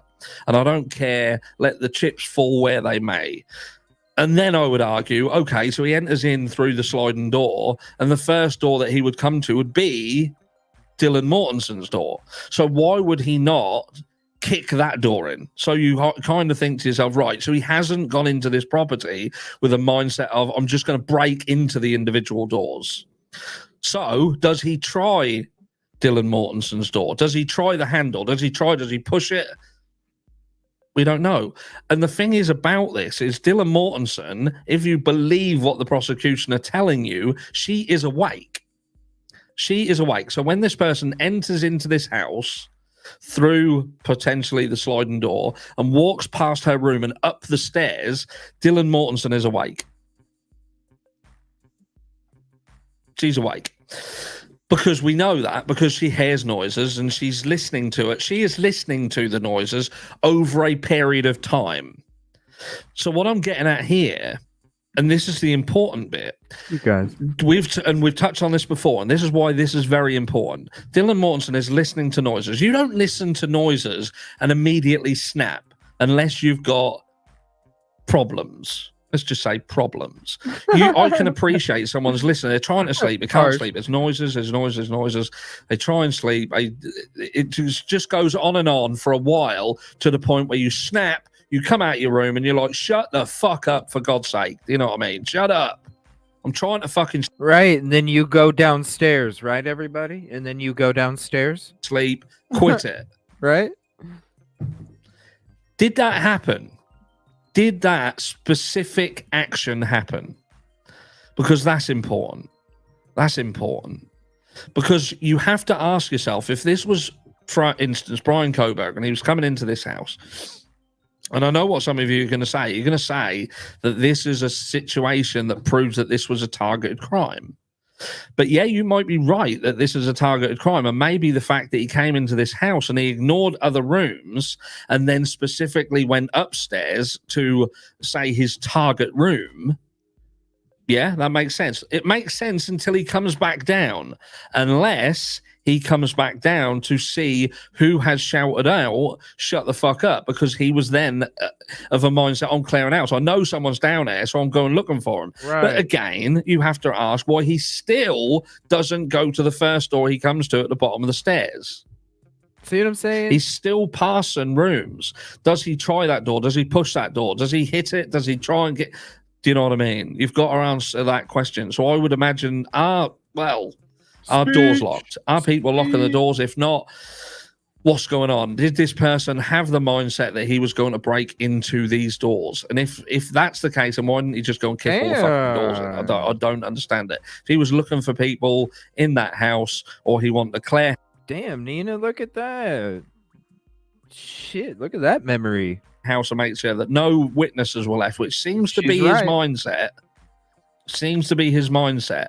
Now, you have to ask this question as well, because if he came back downstairs and thought, right, I'm now going to see who's shouting out to me, and he goes to Xana and Ethan, right, you can bet your bollocks to a barn dance that the noises involved in that altercation were more than the other noises upstairs. So again, it brings into question Dylan Mortenson. Did she not fucking hear what was happening 20 feet away from her door when she was hearing the noise upstairs, and it was seemingly riling her up to a point where she came out and had a go at people? If you believe what's been pushed out on media. Again, we don't know the 100% accuracy of everything we're told. But I ask you to let me know down below. Do you believe doors were locked? Do you believe doors weren't locked? Do you believe this person came over to this house with the mindset that they were just going to come in here and kick the fucking doors in if they needed to? Did they come in with a crowbar or not? Did they come prepared? If not, then how did they get the knowledge that they needed to know regarding doors not being locked? They knew they were going to walk into this house and be okay to get in there. What made them walk past specific doors? I'm interested to hear your thoughts. And later on, I'll be live where we talk about Othram Labs and their claim of how long it actually takes them to build an SMP profile. Oh, damn. See, I was out there practicing my damn drone and I missed that episode. Hold on a minute. We're going to check that out tomorrow. So what? Harsh did a live on Othram? Interesting. Damn. I wish I had more time in the damn day.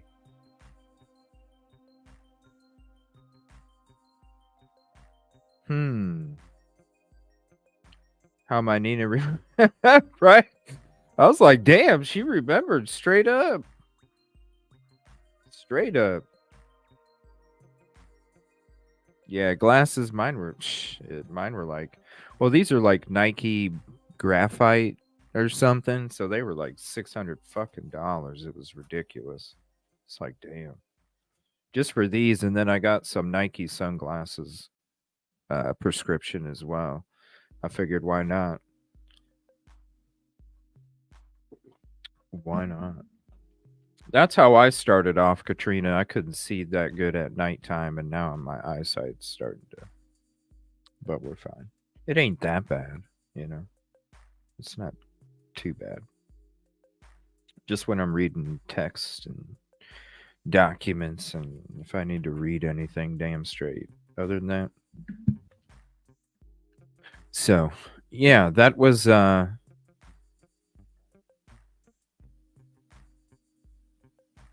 wanted to shout out Harsh for that. Let me see. I need to see if check out that live. How? Let's see. Let me check it out. Oh, look at that. He's got a new photo on there. My Harsh perspective. That's cool. Like that. All right. So it was a live a week ago. Let's see.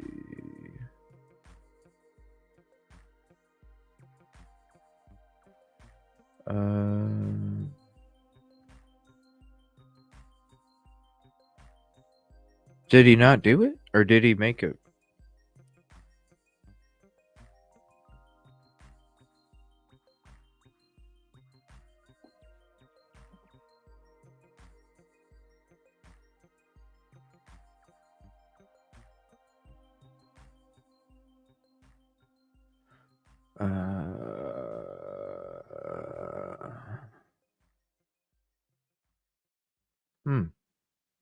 Maybe not. The sheath ain't shit. You know, this was a conversation too. I had a conversation with Rosie earlier. She'll be joining the show tomorrow as a guest for lunch hour live call-in.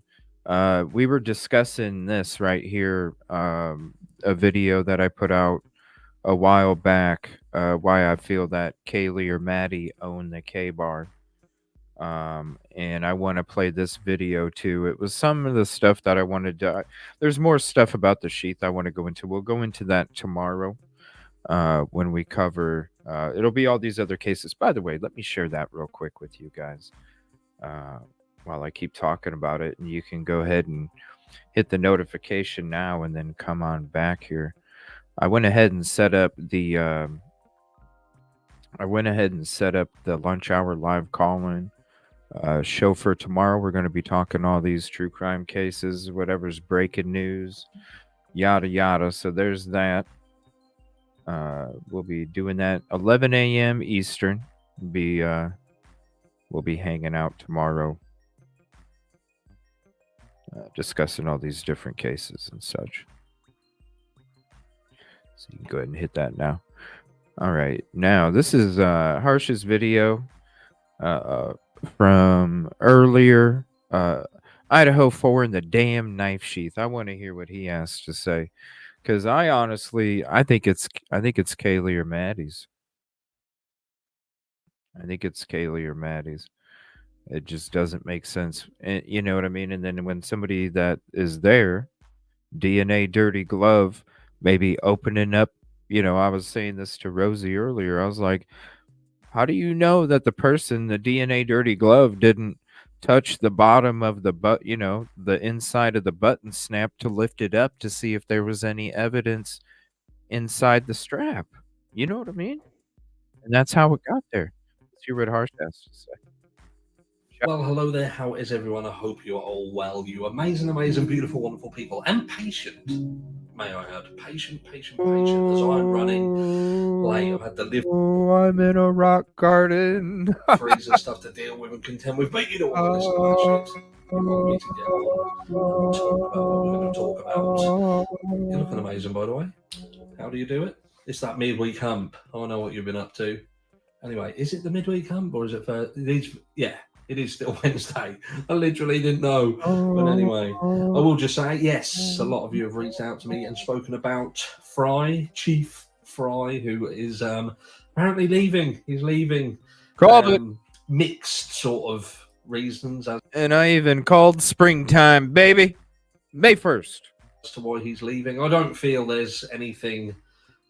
at this stage, I don't feel there's anything nefarious in it. He's done his service. He's probably looked at the benefit of staying on for an extra year and thought there isn't much. So he's left. The only thing that I would say is it's a little bit of it's one of them, isn't it? You would have thought that he would have wanted to have stayed on to see this through. But whether he didn't have a choice, maybe someone above him has said, 2 out of 3's happened, everybody.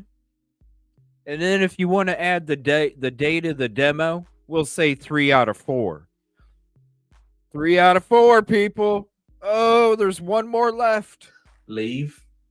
Who knows? But yes, I'm fully aware that Mr. James Fry is leaving Moscow PD. I hope he has a very, very happy retirement. Anyway, knife sheath time. Knife sheath. We've got to talk about this knife sheath, and I'm talking about it one last time, this knife sheath. Because I still keep seeing people in the comments talking about this damn knife sheath. I still get emails every single day talking about this knife sheath. How can you believe that Bryan Kohberger is not the person who done this crime? Because there was a knife sheath found at the site. The latest one was... How could this knife have been planted? Because if it had been planted, it would have had to have been placed with the bodies to be found at that time, and they would have had to have already known Brian's name to put his DNA on it and all this sort of stuff. Right. Let's just put it this way. If the knife sheath was planted, it doesn't mean necessarily that it was planted at the scene of the crime. It may not have ever been at the scene of the crime. And remember when they said a single source DNA, and many people have thought, hold on a second, how is it that there was only one source of DNA on that knife sheath? How come? And if the military's gonna put a knife on our soldiers that can be taken off in a bedroom scuffle, I'm sorry. They wouldn't give it to our soldiers. Because don't you think that they're probably going to get in a rougher scuffle out there than what took place in the bedroom? Come on.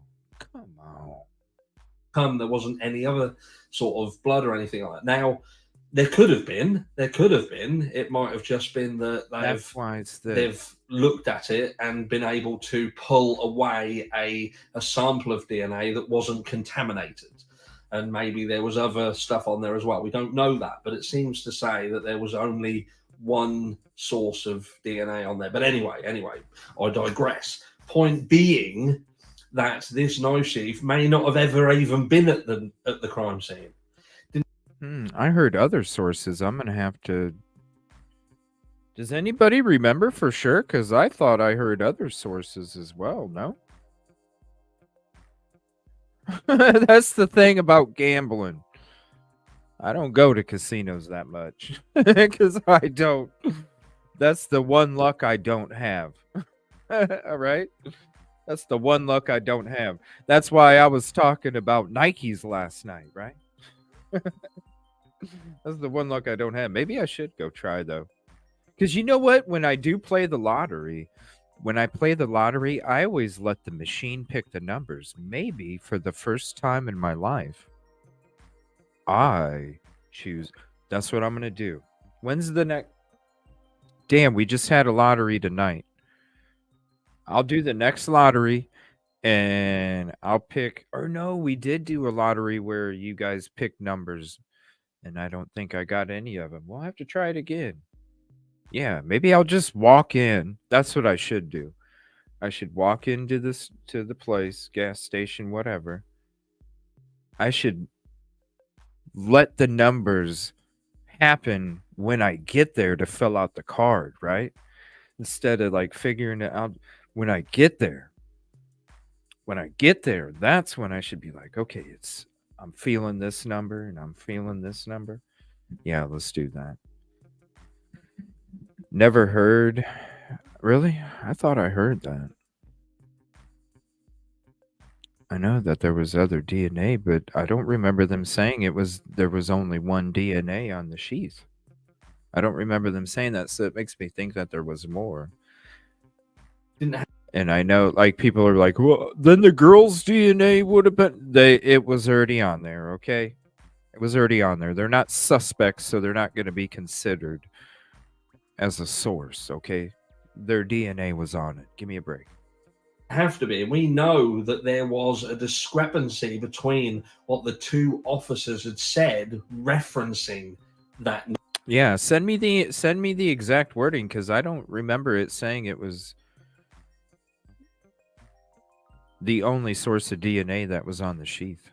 Single source doesn't mean only source. It's just a single source of Kohberger. There could be a single source of somebody else's as well. That's why I'm saying I never heard for sure that there was only one DNA on the sheath. Knife sheath and how and when it was found. So, and I'm not doing your homework for you. If you haven't figured that out already, and you're someone who's pointing out and saying, oh, the knife sheath, you go and do your fucking homework and look at the statements made surrounding the finding of said knife sheath. Yeah. Anyway, but what we're also supposed to sort of swallow in this story is that Brian Kohberger went onto Amazon and purchased a K-bar knife and a knife sheath. Whether he bought them together or bought them separately, I don't know. But that's what's being pushed. What people are pushing, the guilters, is that Brian Kohberger purchased these from Amazon. Now, just stick a pin in that for a second, because he's bought a purposeful weapon to use it with intent to murder. That's what unless he's bought it and then thought, oh, actually, I've got this, I can use this. Which is why when the 4 came out for the warrants, that's why I said, who said he didn't pawn it? He had 4 of them. Who said he didn't pawn one of them? I made the comment, college student, short on money, went to go pawn it or sell it to somebody on Facebook Marketplace, needed a few bucks, was short 1 month. I got 4 of them. I'll just break 2 of them off, right? Or maybe 3. I didn't need them all. You know, that's how the DNA could have got there.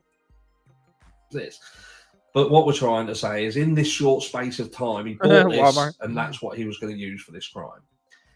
He normally... Yeah, it was Blue Ridge Knife Company, Walmart, Amazon, and there was something else too. I can't remember the other one. Handles everything else with gloves. We know that because he goes through the rubbish, and all of you are pointing out, why would you wear gloves and go through and sort out rubbish? That's really strange. No, what's fucking strange is if he is going through the rubbish and the garbage wearing gloves, but yet he purchased a knife sheath specifically for a crime and then handled it without wearing gloves. That's a good point. I know what some of you are going to say. Well, that's a good point right there. That's a very good point. He cleaned it. He had it and he cleaned it. This is a leather knife sheath and he's not a fucking idiot when it comes to DNA. Which we're supposed to believe that he handled this knife sheath that he was going to commit an atrocious act with, and he didn't think of handling it with gloves. Right. And we know that when he done the crime itself, he was wearing gloves because they didn't find his DNA anywhere else. Not saliva, not hair. Now, what you've got to think is, unless... And this is what people struggle with. This is what people really, really struggle with, okay? How minute a sample of DNA has to be in order to get someone fingered. And I don't mean like... Yeah, like I said, DNA dirty glove, opening up the sheath to see if there's any evidence in the inside of the strap, you know? You already touched it. You're using your thumb probably to open it up to see, you know? Is there any more DNA on the inside? Right there. When you're 16. Why is nobody talking about the DNA dirty glove still? I don't understand it. I don't get it. 18 years old behind the bike sheds. I mean, pointed and you you're captured, you're caught, you're done. DNA has done you, it's caught you. This is how it is. Brian Koberger, just say Brian Koberger done it. So Brian Koberger wears some clothes. He's wearing some clothes, and maybe he's never worn them before, but he goes out and he gets in his car. But he's got into a car that has got his DNA in it because he's been driving it. It will have hair, it will have skin cells, it will have everything. Even there'll be skin cells and particles of him all over that car. So when he goes into that house and does this atrocious act, the clothing that he has gone into that house with will have been subjected to whatever's in that car. Do you get me? So how is it that nothing was found in that house? Nothing whatsoever was found in that house apart from a questionable knife sheath with a questionable value of skin cells. That's why there was no trail. Look at the below. We've been talking about it for a long ass time. That's why there's no trail, people. I still don't understand why this is not a topic of conversation. I don't understand it. On it, skin cells attached to it. And we're supposed to believe that this hell and high water mission to go over from Moscow to Pennsylvania to get trash and get DNA from the trash, when they could have just swabbed his door handle. They could have swabbed his car door handle and got DNA that way. They could have gone into his school office and got DNA that way. They could have contacted the university. Are you telling me that they couldn't have spoken to the university that he worked at and said, we need to come into his office when he is not there and test for DNA? Why go all the way over to do this convoluted story? Don't make sense, does it? And I know people are going to say they did it for this reason, they did it for that reason. At the end of the day, if you think Brian Koberger was a person who did this crime, then it's Brian Koberger's DNA that ultimately you are going to be looking for. Now, for me, the fact that they went to Pennsylvania and this convoluted version of events is almost like that was constructed in such a way that they knew they could manipulate that situation to get the result that they needed. And again, I could just be a tinfoil wearing hat motherfucker, and I could be wrong. Brian Koberger would be guilty, but the fact of the matter is there are so many stupid things that we have to consider with this knife sheath that I can't succumb to the stupidity. I can't at this stage say that this guy was that fucking retarded that he did this.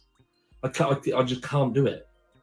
I just can't. And then when I factor in, even if you take all that out of the equation and how easy it is for DNA to be transferred from an object to another object in this fashion, it doesn't prove anything. To me, it does not prove and will not ever prove that Brian Koberger was at the scene of that crime when that happened.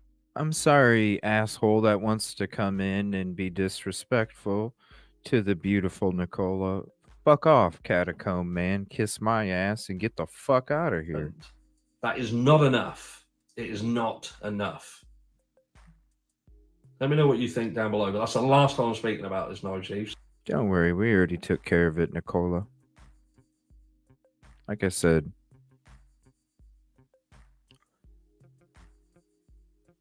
you guys are what's important. Fuck them. Yeah, I don't give a fuck who it is. Long time no see. Yeah. Long time no see my motherfucking boot. What's up, motherfucker? How about that boot? All right, everybody. Again, here's the link to tomorrow. Make sure you go hit the notification if it doesn't work, because you know YouTube's buggy as shit. Come on back at 11 a.m. Eastern. We'll be having live call-in lunch hour, case updates, your thoughts, case discussion. We're going to be having True Crime Overtime with Rosie joining us. We're going to be going into whatever's breaking tomorrow. It's going to be lunch hour, so it's going to cover the lunch hour from the East Coast to the West Coast, baby. Lunch hour live call-in. That's going to be our new daytime show if it's not a specific case. So we'll be having the phone lines open the whole day, the whole show tomorrow while we go into everything. So if you do want to give us a call tomorrow, we're going to be having the phone lines open the whole time. Thank you, everybody. I appreciate you guys hanging out. We'll be going more into some of this Idaho4 stuff. We'll be talking about the sheath. I don't know. Maybe I need to discuss this DNA Dirty Club for the fourth time. Who knows? You know, why don't we discuss it again? Let's talk to Rosie and see what she thinks. And then let's ask her about, Maddie and Kaylee. Let's see. We're going to have a conversation about the sheath tomorrow. We'll be having the phone line open for the whole show tomorrow. It's lunch hour live call-in from East to West Coast. It's your lunch hour, and you can call in from East to West. We start off with the East Coast lunch hour, 11 a.m. Eastern. And we end it with the lunch hour of the West Coast. Good night, everybody. Thank you for hanging out. Appreciate you. See you tomorrow. We'll be back tomorrow night again as well. I'll have the notification later as I go through all the prep and get it narrowed down to what we're going to be getting into tomorrow night. So I thank you all for hanging out. Appreciate you. Please hit the like if you haven't yet. If you aren't sub, please consider it. And if you want to come in here with some dumb shit like them trolls do, well, you don't last very long around here. Not in this town. We get rid of your ass real quick. Thank you all for your peace, positivity, and progress. And not to mention, the most important, your support. Because without your support, I wouldn't be able to have the show that I do, and I wouldn't be able to do it without you. So I really do thank you. Appreciate you. See you tomorrow. Sleep tight. I might go kick it at the lounge. We'll see. We'll see. I got more work to do. Good night, everybody.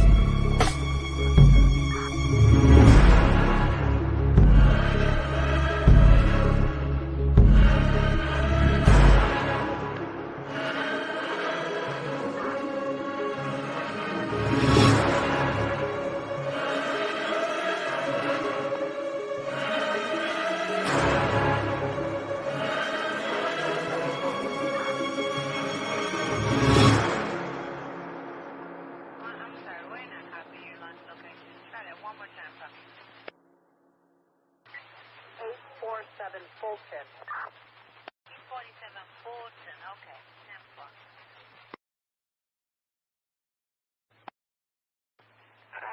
4234 on the beat is coming over to domestic battery at 1815 North 1.